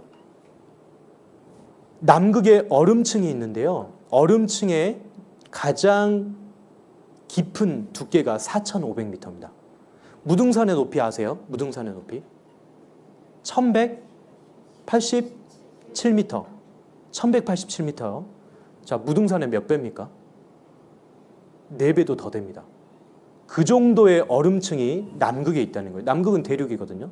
북극은 얼음이 그대로 떠 있죠. 그리고 저가 바닷물을 모아 무더기같이 쌓으시는데 깊은 물을 곳간에 두셨다. 이건 무슨 말이냐? 쌓기도 하고 땅을 파서 깊은 바다를 만들어서 곳간을 만들어 놨다는 겁니다. 물곳간, 물창고. 근데 그런 깊은 바다가 있을까? 바다가 깊으면 얼마나 깊겠어요? 그렇죠? 근데요, 바다가 11,000m짜리 바다가 있습니다. 11,000m. 상상이 안 되죠. 상상이 안 되니까 안 놀라시잖아요. 비행기가 하늘을 날 때 몇 미터 상공으로 난지 아세요? 10,000m 상공으로 납니다. 10,000m. 10,000m. 구름 위로. 근데 거기서 이 땅 내려다보면 집들이 보이고 막 보이시던가요? 안 보이잖아요. 근데 그 높이만큼의 바다 깊이가 있다는 거예요. 11,529m. 이 세상에서 제일 높은 산, 에베레스트 산, 8,842m짜리 산을 그대로 갖다 넣어도 3,000m가 남아요. 이런 말씀이 있습니다. 시편에. 옷으로 덮음같이 땅을 바다로 덮으셨죠. 땅을 바다로 다 덮어버렸어요. 노아 홍수 때. 물이 산들 위에 섰더니 주의 견책을 인하여 도망하며 주의 우레소리를 인하여 빨리 가서 주의 정하신 처소에 이르렀고 산은 오르고 골짜기는 내려갔나이다. 지각 변동이 있었습니다. 조산운동에 의해서 지층이 생기고 올라가는 거예요. 이렇게 내려가고 올라가고. 그러니까 어떻게 됩니까? 산이 있고 바다가 있는 거예요. 과학자들이 또 계산해 봤습니다. 어떤 계산을 해봤냐면 전문 용어 한번 쓰겠습니다. 나라시를 해보면 어떻게 될까? 나라시 아세요? 평탄화 작업. 평탄화 작업을 하면 어떻게 될까? 육지를 평탄하게 펴버리면, 산을 깎아가지고 바다를 메꿔버리면 어떻게 될까? 계산해 봤는데요. 지구는 평균 3,400m의 깊은 바다만 된다는 거예요. 그러니까 어떻습니까? 그 물이 그대로 있는 거예요. 와. 근데 조금 더 직접적인 증거를 보고 싶어요. 자, 그게 뭐냐? 이 세상이 물에 잠겼다는 흔적입니다. 여기가 히말라야 산맥에 이 최고봉이 있는 데입니다. 여기 밑에 이 지층 보이세요? 여기 엘로밴드라는 화석층이 있습니다. 근데 이 화석층에 뭐가 있냐면 조개 화석, 물고기 화석이 나와요. 6,000m가 넘는 산인데 여기에 물고기들, 조개가 어떻게 올라갔을까요? 머리에 띠 메고 오늘은 한번 올라가 보자. 이렇게 해서 올라갔을까요? 아닙니다. 물에 잠긴 흔적이에요. 자, 여기 보세요.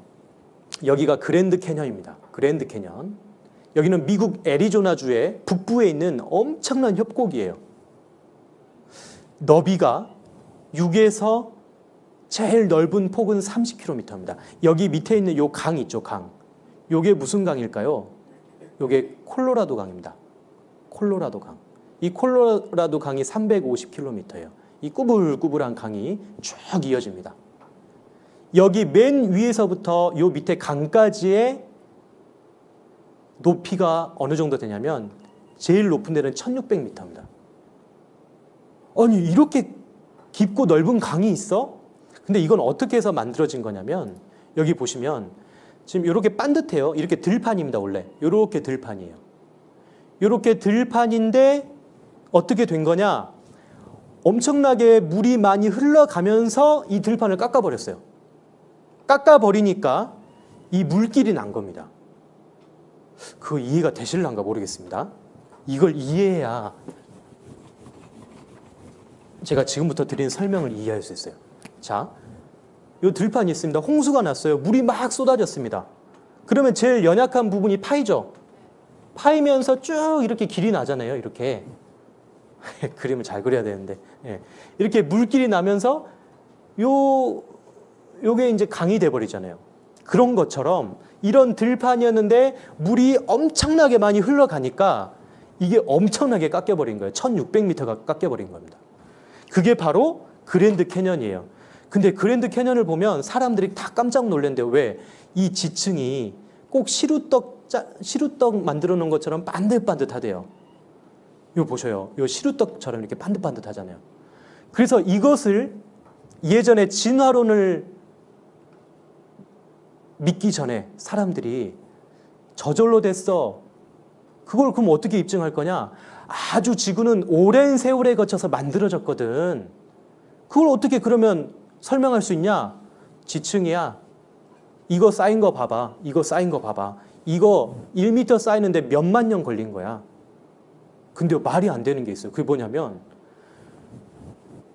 몇 미터 쌓이는데 몇만 년이 걸린다는데 그 지층 한가운데 나무가 하나 딱 꼽혀 있어요. 그걸 다지층 나무라고 하거든요. 그러면 이 나무는 한 30만 년 자란 거냐? 말이 안 돼요. 근데 사람들이 그렇게 믿으려고 해요. 왜? 저절로 됐기를 바라기 때문에. 자, 제가 영상을 하나 보여드릴 텐데요. 이 영상을 보시면 이해가 되실 거예요. 동일과정설이라는 어려운 이야기가 나옵니다. 그게 뭐냐? 지층이 쌓였다. 그 지층 안에 들어가 있는 동물들을 보면 그 동물이 언제 살았는지를 알 수 있다. 이게 동일과정설입니다. 근데 그게 진화론의 시초가 돼요. 그런데 성경은 뭐라고 하냐? 동일과정설이 아니라 홍수다. 홍수가 나서 지층이 생겼다. 이렇게 이야기해요. 어떤 게 맞는지 한번 확인해 보십시오.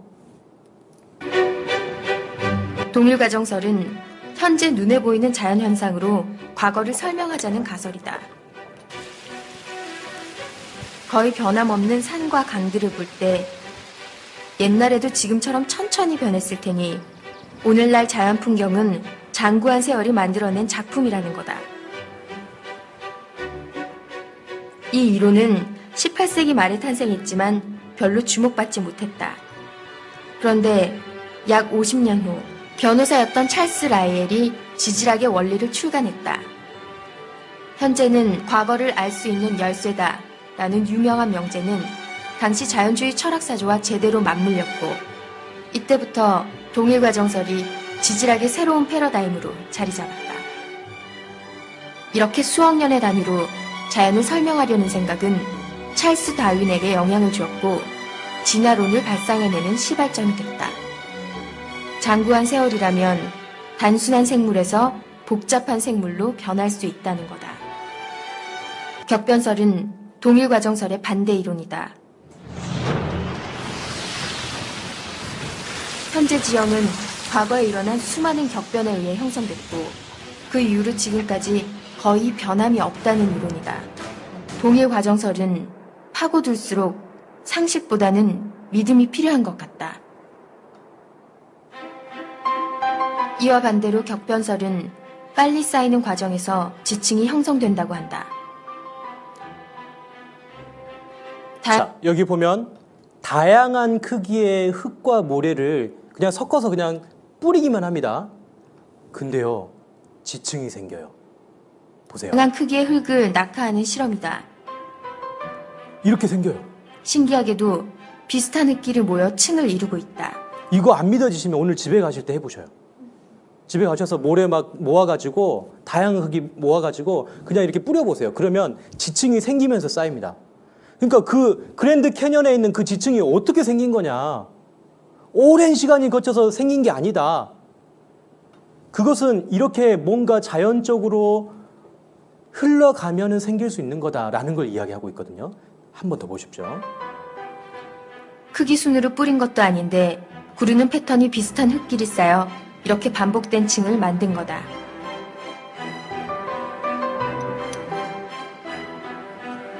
또 다른 실험을 했다. 수중에서 자, 이제는요. 물을 옆으로 흘립니다. 옆으로 쫙 보내고 있어요. 이 물이 여러 가지 모래하고 자갈, 흙 이런 것들이 섞여 있습니다. 물을 옆으로 흘려 보내기만 했는데 지층이 생겨요. 수평으로 흙을 이동시켰을 경우에도 이런 지층이 형성된다는 것. 보세요. 두 실험의 결론은 지층이 형성되려면 다양한 흙들이 다량으로 몰려와야 한다는 거다. 어떻게 이런 지층이 쌓일 수 있겠냐. 물과 함께 한꺼번에 이동하는 고밀도 퇴적물의 흐름을 저탕류라고 하는데 오늘날 많은 지질학자들은 지층이 자, 이렇게 저탕류의 쌓이면서 과정으로 가는 형성된 겁니다. 것임을 옆으로. 인정한다. 구르는 패턴 때문에.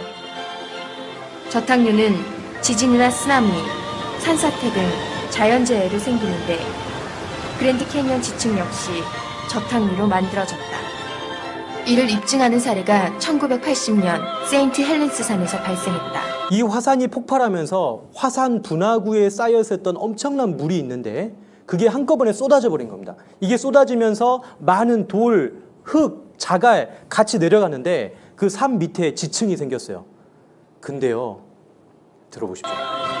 당시 화산 폭발로 대규모 산사태가 발생했고 고밀도 지능의 저탕류가 시속 100km의 빠른 속도로 흘러내려갔다. 5시간 만에 이때 7.5m짜리. 산 밑에는 7.5m의 뚜렷한 지층이 형성됐는데 5시간이 채 걸리지 않았다. 동일과정설로 분석했으면 수백만 년 이상 걸렸을 일이다. 결국 지층의 너비와 두께는 시간이 아닌 저탕류의 규모에 의해 좌우된다.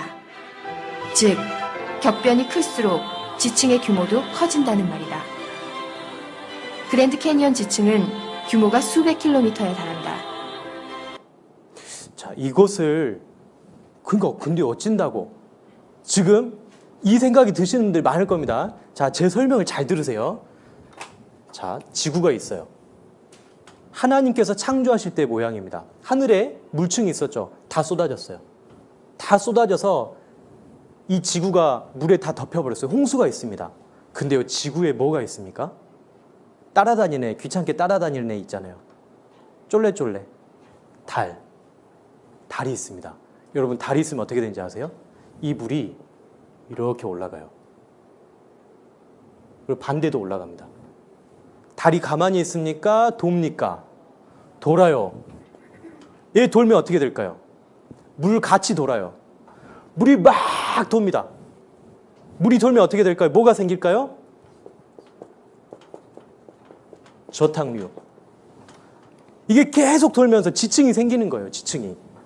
지구가 화산활동에 의해서 생겼다면 지구의 지표면은 대부분 화성암이어야 돼요. 근데 지구 지표의 80%가 뭐냐? 다 퇴적암입니다. 퇴적층입니다. 이거 뭘로 설명할 겁니까? 홍수가 아니면? 저는 이거 설명할 때마다 등에 소름이 돋아요.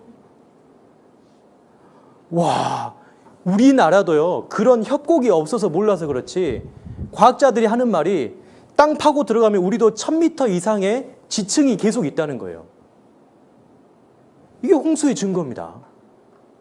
지구를 다 덮었던 그 물, 심지어는요, 이런 것도 있어요. 여기가 어딘지 아십니까? 여기가요, 무등산이 아니고 여기는 볼리비아의 우유니 사막입니다. 우유니 사막. 이 우유니 사막에서 우유가 나올 것 같은데 소금이 나와요. 소금. 이게 소금이에요. 아니, 여기가 몇 미터나 됩니까? 3653m예요. 해발. 3653m. 이거 뭘로 설명할 겁니까? 근데 이 사막의, 이 소금 사막의 넓이가 어느 정도인지 아세요? 전라남도 땅덩어리 크기예요. 전라남도. 그리고 이 밑으로 땅을 파고 들어가면 소금이 몇 미터까지 있을까요? 4m. 이 어마어마한 소금이 도대체 그 3000m가 넘는 산에 누가 갖다 올려놨을까요? 여기가 바닷속에 있었습니다. 바닷속에. 바닷속에 있는데 산은 오르고 골짜기는 내려갔나이다. 마치 꼭 이런 산인데 여기에 바닷물이 쌓여 있었어요. 근데 얘가 올라가 버렸어. 지층이. 통째로. 이게 다 말라버렸어요. 마르니까 소금 사막이 돼버린 거예요. 이런 것들이 볼리비아뿐만 아니라 전 세계 곳곳에 있습니다. 이렇게. 여기 지금 점 찍힌 데 있잖아요. 소금호 아니면 이 돌소금이 나는 곳입니다. 우리는 소금 어디서 얻습니까? 그러면 신안이요. 염전에서요. 그런데요. 이 나라 사람들은요. 산에서 소금을 얻는다고 말해요. 이거 뭘로 설명할 겁니까? 바닷물을 어떻게 거기에서 누가 갖다 퍼다 날랐을까요? 전 세계가 물에 다 잠긴 겁니다. 여기 보세요. 여기 우유니 사막인데 그 중간에 산호초 섬이 있어요. 3600m. 여기 산호초거든요. 이걸 어떻게 설명합니까? 이거 보세요. 영상 하나 보여드릴게요. 우주에서 내려다봤을 때도 눈에 들어오는 장엄한 공간.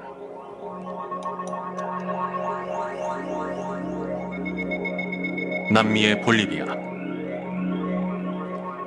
안데스 산맥 봉우리 사이로 흰 용단을 깔아놓은 듯한 곳.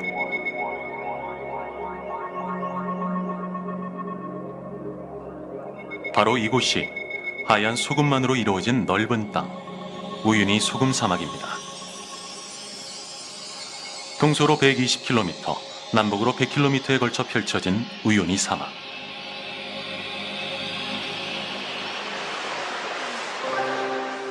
지상에 내려와서 보면 끝을 알 수 없는 순백의 땅이 펼쳐져 있습니다.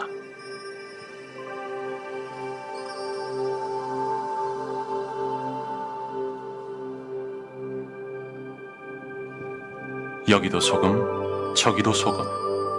가에 산이 다 막고 있잖아요. 눈이 닿는 곳에는 모두 소금이 있습니다.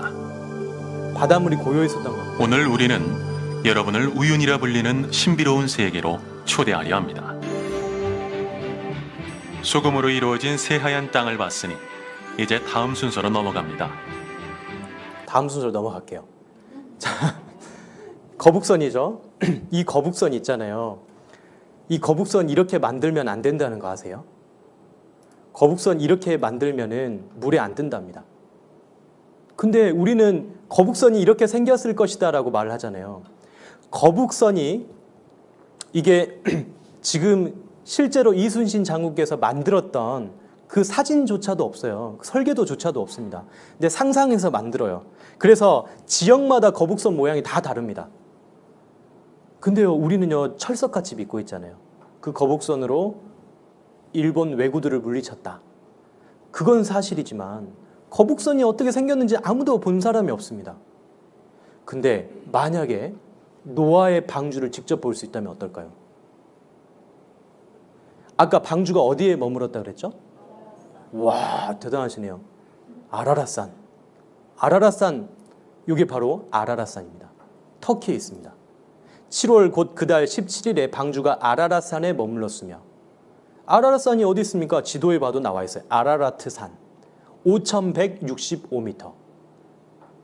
백두산이 2,700m 정도 되잖아요. 근데 백두산의 두 갑절 정도 됩니다. 3,000m가 이상으로 올라가면 어떻게 됩니까? 눈이 안 녹아요. 만년설이라고 하죠. 천연 냉동실에 방주가 있었던 거예요. 왜? 아르라고. 아르라고 좀 확인해보고 아르라고 아라랏산에다 이렇게 넣어놓으신 겁니다. 성소 속 노아의 방주가 닿았던 곳 아라랏산. 1차 대전 중 러시아 공군기가 배의 잔해를 목격했다고 주장했다. 노아의 방주 아라라트 산정 얼음 속에 있다. 실제로 그래서 가서 나무의 배 조각을 잘 나오기도 합니다. 무슨 나무일까요, 이 나무가? 그렇지, 잣나무입니다. 잣나무. 왜? 하나님께서 뭘로 만들라고 그랬죠? 잣나무. 잣나무. 노아의 방주 실제로 있었다. 이거 보셔요. 여기는 어디냐면 홍콩입니다. 홍콩. 홍콩에 가면 노아의 방주 사이즈 그대로 해서 노아의 방주 박물관을 만들어놨어요. 저도 여기 가봤습니다. 제 사진이 여기 있어요. 여기 있습니다. 예. 근데 여기 안에 가면은 그 제임스 어윈이라는 우주 비행사가 이 터키 아라산 상공을 비행하다가 방주를 봐서 사진을 찍어놓은 게 있어요. 그리고 홍콩하고 터키 탐험대가 2003년부터 2004년, 6년, 7년, 8년 이렇게 1, 2, 3, 4, 5, 5차례 아라랏산을 탐험을 했는데 못 찾았어요. 근데 2009년 10월 아라랏산을 발견했습니다. 그리고 이 배 조각이 있어요. 이게 잣나무인데요. 참 신기해요.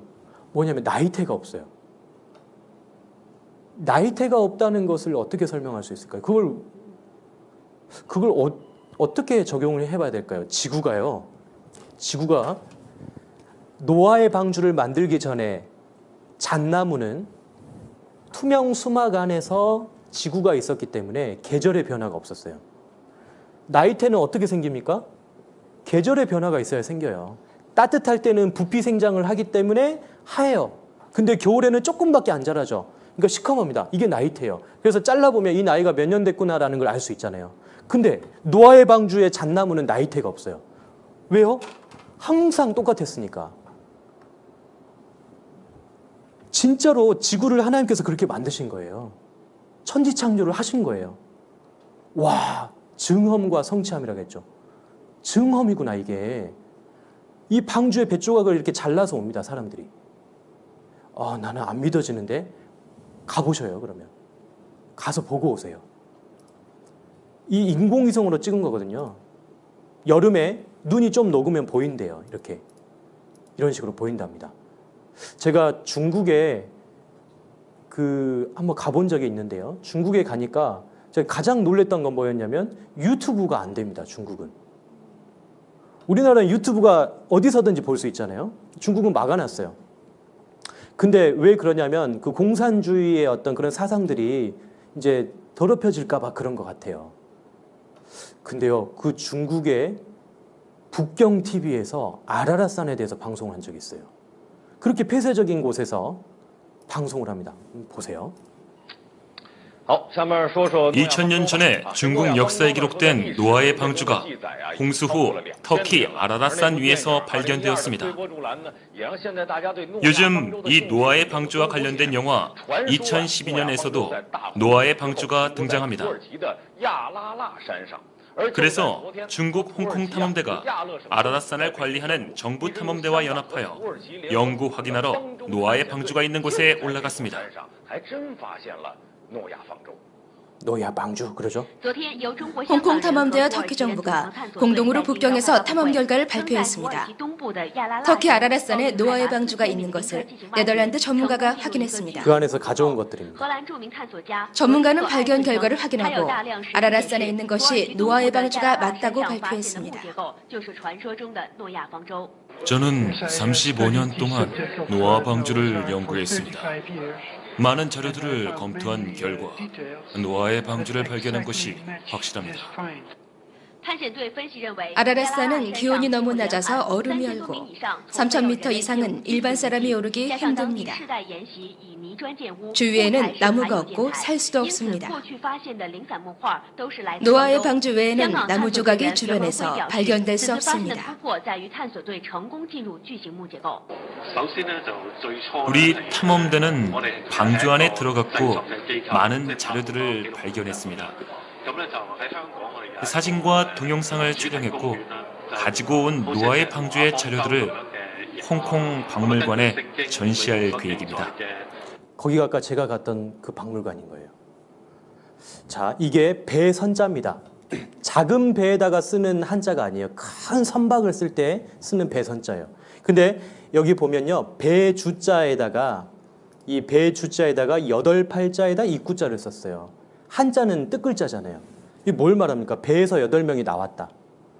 아까 노아와 노아의 아내, 그리고 노아의 세 아들 셈과 함과 야벳 기억나세요? 그리고 며느리 셋. 총 몇 명입니까? 8명. 자, 그리고 이 노아는요, 참 우리가 좀 생각해 봐야 될 게 있는데, 노아가 의를 전파했다고 베드로후서에 기록되어 있어요. 의를 전파했다는 것은 무슨 말이냐? 하나님께서 세상을 홍수로 심판하신다고 하셨습니다. 이 배에 타셔야 돼요. 그게 의를 전파한 겁니다. 근데 사람들은 안 탔죠. 그 8명만 탔습니다. 이 홍수가 우리에게 주는 교훈이 뭘까? 첫 번째는 성경은 사실이라는 겁니다. 그리고 그 노아의 말에 순종했으면 다 살았을 거예요. 순종하면 구원을 받습니다. 하지만 불순종하면 심판을 받는다는 거예요. 저는요, 이 일이 지금 이 시대에도 그대로 일어난다고 생각합니다. 노아의 방주 때는요, 그 전까지, 노아의 시대 전까지는 한 번도 비가 내린 적이 없었어요. 그렇죠? 근데 지금 이 시대는 어떠냐면 한 번도 겪어보지 못한 일들이 있습니다. 코로나 한 번도 겪어보지 못했어요. 근데 성경에는 마지막 시대 때 일어날 일들을 이야기하면서 처처에 기근과 굶어 죽는 겁니다. 지진과 온역이 있다 그랬거든요. 온역은 뭡니까? 전염병이에요. 근데 지금까지 역사적으로 처처에 그런 일이 있었던 적은 없었어요. 국지적이었습니다. 근데 지금은요, 이 코로나가 전 세계 다 퍼졌어요. 하나님께서 세상을 마지막에 불로 심판하신다라고 했다면 여러분은 어떻게 생각하시겠습니까? 하나님은 죄를 반드시 심판하신다 그랬죠. 이 세상 불로 심판하신다 그랬습니다. 여기 보시면 노아의 때와 같이 인자의 임함도 그러하리라. 예수님 다시 오시는데 언제처럼 다시 오시냐? 노아의 때처럼 다시 오신다는 거예요. 홍수 전에 노아가 방주에 들어가던 날까지 사람들이 먹고 마시고 장가들고 시집가고 있으면서 홍수가 나서 저희를 다 멸하기까지 깨닫지 못하였으니 인자의 임함도 이와 같으리라. 홍수 전에 사람들이요, 나쁜 짓 많이 했는데 근데 여기 먹고 마시고 장가들고 시집갔대요. 이게 무슨 죄입니까? 우리 다 하는 거잖아요. 근데 왜 이게 죄죠? 하나님이 빠져 있어요. 천지를 창조하신 하나님이 빠져 있는 겁니다. 나를 낳아주시고 길러주신 부모님을 생각하지 않는 게 불효잖아요. 그게 사람이 사람한테 짓는 가장 큰 죄입니다. 근데 사람이 하나님을 생각하지 않고 먹고 마시고 시집가고 장가가고 그렇게 살았다는 거예요. 그것만으로도 충분히 세상을 심판할 수 있는 겁니다. 또 이렇게도 이야기하고 계십니다. 또 롯의 때와 같으리니 사람들이 먹고 마시고 사고 팔고 심고 집을 짓더니 롯이 소돔에서 나가던 날에 하늘로서 불과 유황이 비오듯 하여 저희를 멸하였느니라. 먹고 마시고 사고 팔고 시집가고 이게 무슨 죄입니까? 하나님 빠져 있으면 죄라는 거예요. 하나님 없이 사는 사람들은요, 죽음 이후에 영원한 세상에서 하나님 없는 곳으로 갑니다. 창세기 7장에 보면요, 무서운 이야기인데 이 방주의 문을 누가 닫았냐? 하나님께서 닫아버렸다 그랬어요. 한 번 닫힌 구원의 문 또 열려지지 않으리. 한 번 닫혀진 구원의 문은 열려지지 않는다라고 그런 찬송가가 있습니다. 그리고 베드로후서에 보면 이런 말씀이 있어요. 이로 말미암아 그때 세상은 물의 넘침으로 멸망하였으되, 그렇죠. 노아 시대 때는 물에 넘쳐서 다 멸망했죠. 이제 하늘과 땅은 그 동일한 말씀으로 불사르기 위하여 간수하신 바 되어 경건치 아니한 사람들의 심판과 멸망의 날까지 보존하여 두신 것이니라. 옛날에는 물로 심판했는데 이제 뭘로 심판한다는 말입니까? 불로. 저는 처음에 제가 중학교 때 이 말씀 듣고요, 안 믿었어요. 아이, 불나면 끄면 되지 뭐 불난다고 다 죽어, 이렇게 생각했거든요. 근데 제가 직장 생활할 때 그 서울의 삼성 코엑스 바로 옆 건물에 제가 있었거든요. 근데 전 세계 대통령이 한번 다 모인 적이 있어요, 거기에. 왜 모였냐면 핵 조심하자, 그거 서명하기 위해서. 왜 핵이 얼마나 있길래 그럴까? 핵이 전 세계에 4만 기가 있습니다. 4만 기. 지구의 둘레가 몇 킬로미터인지 아세요? 4만 킬로미터예요. 1킬로에 하나씩 터뜨릴 수 있어요. 제가 그때 그 이야기를 듣고요, 아, 불로 심판할 수 있겠다. 핵이 빵 터지면 어떻게 되는지 아세요? 그 중심의 온도가 1억 도까지 올라갑니다. 1억 도. 지금까지 이런 불은 없었습니다. 근데 나가사키와 히로시마에 한번 터진 적이 있었죠. 다 녹아버려요. 이거 보세요. 이게 핵이 터졌을 때 나타나는 모양입니다. 이 열을요, 감당을 못해요. 미친 듯이 퍼집니다, 이게. 그리고 방사선이 나오거든요. 그날에 하늘이 불에 타서 풀어지고 체질이 뜨거운 불에 녹아지려니와. 자, 이 베드로후서는 지금으로부터 1900년 전 말씀입니다. 1900년 전에 체질이 녹아버린다라는 표현을 하고 있어요. 체질이 영어 성경에는 뭐라고 되어 있냐면 엘리먼츠라고 되어 있습니다. 원소예요. 자, 이 세상에는 원소를 녹이는 불이 없어요. 원소는 못 녹입니다. 근데 핵이 터지면 원소가 녹아요. 이걸 어떻게 1900년 전에 기록할 수가 있죠? 그런 말씀 많이 들어보셨죠? 예수님이 하신 요한계시록의 말씀. 나는 알파와 오메가요, 처음과 나중이요, 시작과 끝이니라. 예수님은 인류의 역사의 시작부터 끝까지 다 보시고 계세요. 사람은 시간과 공간의 제약을 받습니다. 하나님은 안 받으세요. 하나님을 어떤 분은요, 옆집에 좀 괜찮은 아저씨 정도로 생각하는 분도 있어요. 좀 뛰어난 분, 대통령보다 조금 더 나은 분, 이렇게 생각하시는 분도 있다니까요. 아닙니다. 하나님은 인생이 아니셔요. 시건치 않으신다 그랬어요. 하나님은요, 모든 사람에게 생명과 호흡과 만물을 친히 주시는 분이라고 그랬습니다. 근데 그 하나님이 왜 사람을 심판하실까요? 이 영혼을 갖고 있는데, 하나님의 형상인 영혼이 내 안에 있는데 왜 사람을 심판하냐 이거예요. 하나님은요, 죄를 미워하십니다. 죄를 벗어버려야 돼요.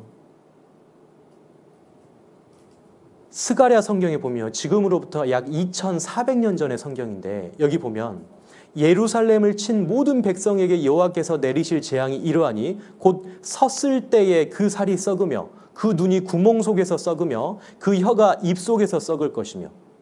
사람이 서 있는데 어떻게 다 썩어버립니까? 방금 제가 보여드렸던 이 사진은 미국의 사형수를 데리고 방사선을 쬐가지고 실험한 모습입니다. 서 있는데요, 습기가 많은 데부터 썩어 들어가요. 녹아버리죠. 근데 이걸 어떻게 지금으로부터 2400년 전에 기록할 수 있을까요? 하나님은 인류의 역사를 다 보고 계셔요. 제가 앞으로 무슨 죄 지을지도 하나님 다 알고 계세요. 그게 지금 잘 안 믿어질 겁니다. 그런데요. 계속 배워보시다 보면 아, 하나님 다 알고 계시구나. 우리가 지금 과거의 일의 증언만 배웠기 때문에 잘 이해가 안 갈 수 있어요. 자, 나 여호와가 말하노니 너희 우상들은 소송을 일으키라. 야곱의 왕이 말하노니 너희는 확실한 증거를 보이라. 장차 당할 일을 우리에게 진술하라. 또 이전 일에 어떠한 것도 고하라. 우리가 연구하여 그 결국을 알리라. 혹 장래사를 보이며 후래사를 진술하라. 너희의 신됨을 우리가 알리라. 또 복을 내리든지 화를 내리라. 우리가 함께 보고 놀라리라. 과연 너희는 아무것도 아니며 너희 일은 허망하며 너희를 택한 자는 가증하니라. 이게 무슨 말이냐? 우상을 섬기는 사람들에 대해서 하나님께서 하시는 말씀입니다. 네가 믿고 있는 그 우상이 진짜 신이냐? 그러면 확실한 증거를 보여봐라. 장래에 무슨 일이 일어날 것도 한번 말해봐라. 이전에 무슨 일이 일어났는지 한번 말해봐라. 복을 내리든지 화를 내리든지 한번 해봐라. 너희는 아무것도 아니다. 이 세상에 진짜 신이 있다면요. 진짜 참신이 있다면 그분은 한 분이어야 됩니다. 우리가요. 따져봐야 돼요. 얼마 전에 제가 여기 이렇게 식사로 이렇게 오치동 요 앞에 거리를 지나는데 너무나 사고 싶었던 게 있었어요. 그게 뭐였냐면 몸빼 바지입니다. 엄청 편해 보이는 거예요. 거기 이렇게 써져 있더라고요. 냉장고 바지. 와, 저거 하나 있으면 올해 여름 잘 날 수 있겠다. 여러분, 몸빼 바지 하나 살 때도요. 땡겨보고요. 그리고 그 꽃무늬 보시잖아요. 꽃무늬가 아, 내 스타일이 아니야. 조금 더 꽃무늬가 작아야 돼. 꽃무늬 색깔이 별로 안 이뻐. 몸빼 바지 하나 살 때도 그렇게 따져보고 다 사는데 자기 영혼에 대해서는 아무 생각이 없어요. 진짜로 하나님이 계시고 성경이 사실이라면 한 번 죽는 것은 사람에게 정하신 것이요 그 후에는 심판이 있다 그랬잖아요. 지금 제가 딱 반틈 말씀드렸습니다. 성경이 사실이고 하나님 분명히 계신다. 내일하고 모레 배워보잖아요. 기가 막힙니다. 진짜? 미래를 다 이야기하셔? 그 뒤로 무슨 일이 있었냐면 창세기 11장에 바벨탑 사건이 나옵니다. 여기가 아라랏산이거든요. 아라랏산에서 밑으로 내려와서 이 에덴 동산 옛자리로 사람들이 내려가서 삽니다. 거기에 신할 평지라고 하는데 그 신할 평지에 내려가서 사는데 이 창세기 11장 1절 2절에 온 땅의 구음이 하나요. 무슨 말이냐? 언어가 하나였어요. 이에 그들이 동방으로 옮기다가 신할 평지를 만나 거기 거하고. 근데요, 그 사람들에게 트라우마가 있습니다. 어떤 트라우마가 있냐면 홍수 나면 다 죽어. 탑 쌓아. 그래서 탑을 쌓습니다. 이게 바로 바벨탑이에요. 노아의 세 아들 기억나시죠? 셈과 함과 야벳. 이거 세계사책에도 나오는 이야기입니다. 셈과 함과 야벳의 그 자손들이 바벨탑을 쌓았어요. 근데요, 하나님께서 그들의 언어를 혼잡케 하신다고 그랬어요. 그들을 더 이상 하나님과 대적하지 않게 하기 위해서 언어를 혼잡케 해서 다 뿔뿔이 흩어버렸습니다. 그래서 그때 언어가 나눠졌다라고 성경은 이야기하고 있는데 언어학자들도 그렇게 이야기합니다. 원래 언어가 하나였다. 근데 이게 지역마다 나눠져서 언어에 맞게끔 살고 있다라고 하는 거예요. 그 바벨탑 사건. 진짜 이 바벨탑이 있었을까? 언어가 하나였다라는 증거를 찾아보면 되잖아요. 제가 28살 때 직장 생활할 때요. 인도를 많이 갔습니다. 차도 옆에 인도 말고요. 인도에 갔는데 제가 갔던 곳이 어디냐면 첸나이라는 곳이에요. 첸나이. 거기 현대자동차가 있습니다. 1공장, 2공장, 3공장이 있어요.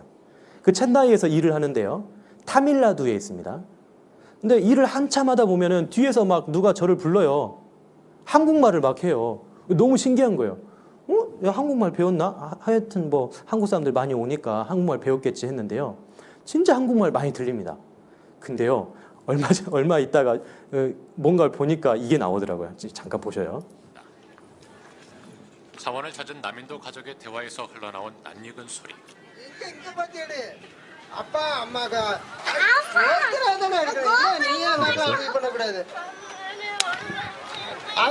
What do you call father? 아빠. And what do you call mother? 엄마. 엄마. 아빠, 엄마, 나. 이 사람도 원래 말이 이래요. 아빠, 엄마, 나. 엄마, 나.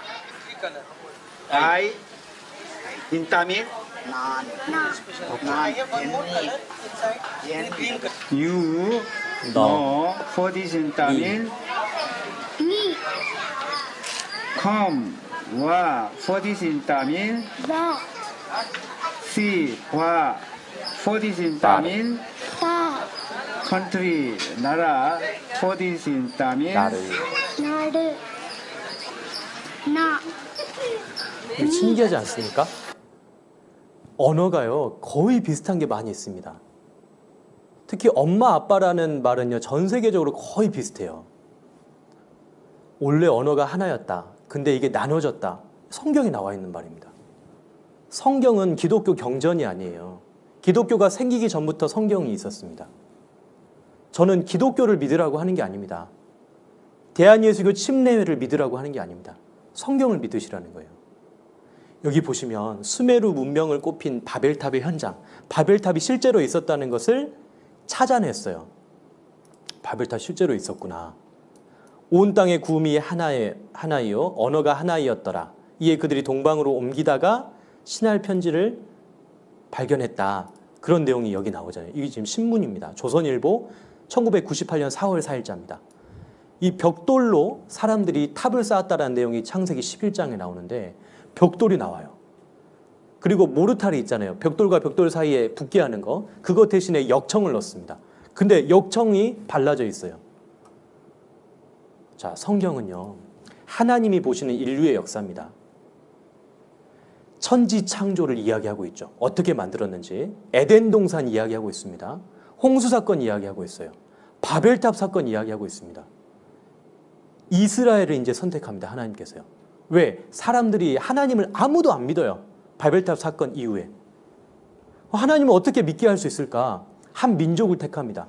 한 민족을 택해서 그 민족이 먼저 하나님을 믿게 하고 그 민족을 통해서 모든 사람들이 하나님을 믿게 한다. 그게 하나님의 전략입니다. 그 민족이 누구냐? 바로 이스라엘입니다.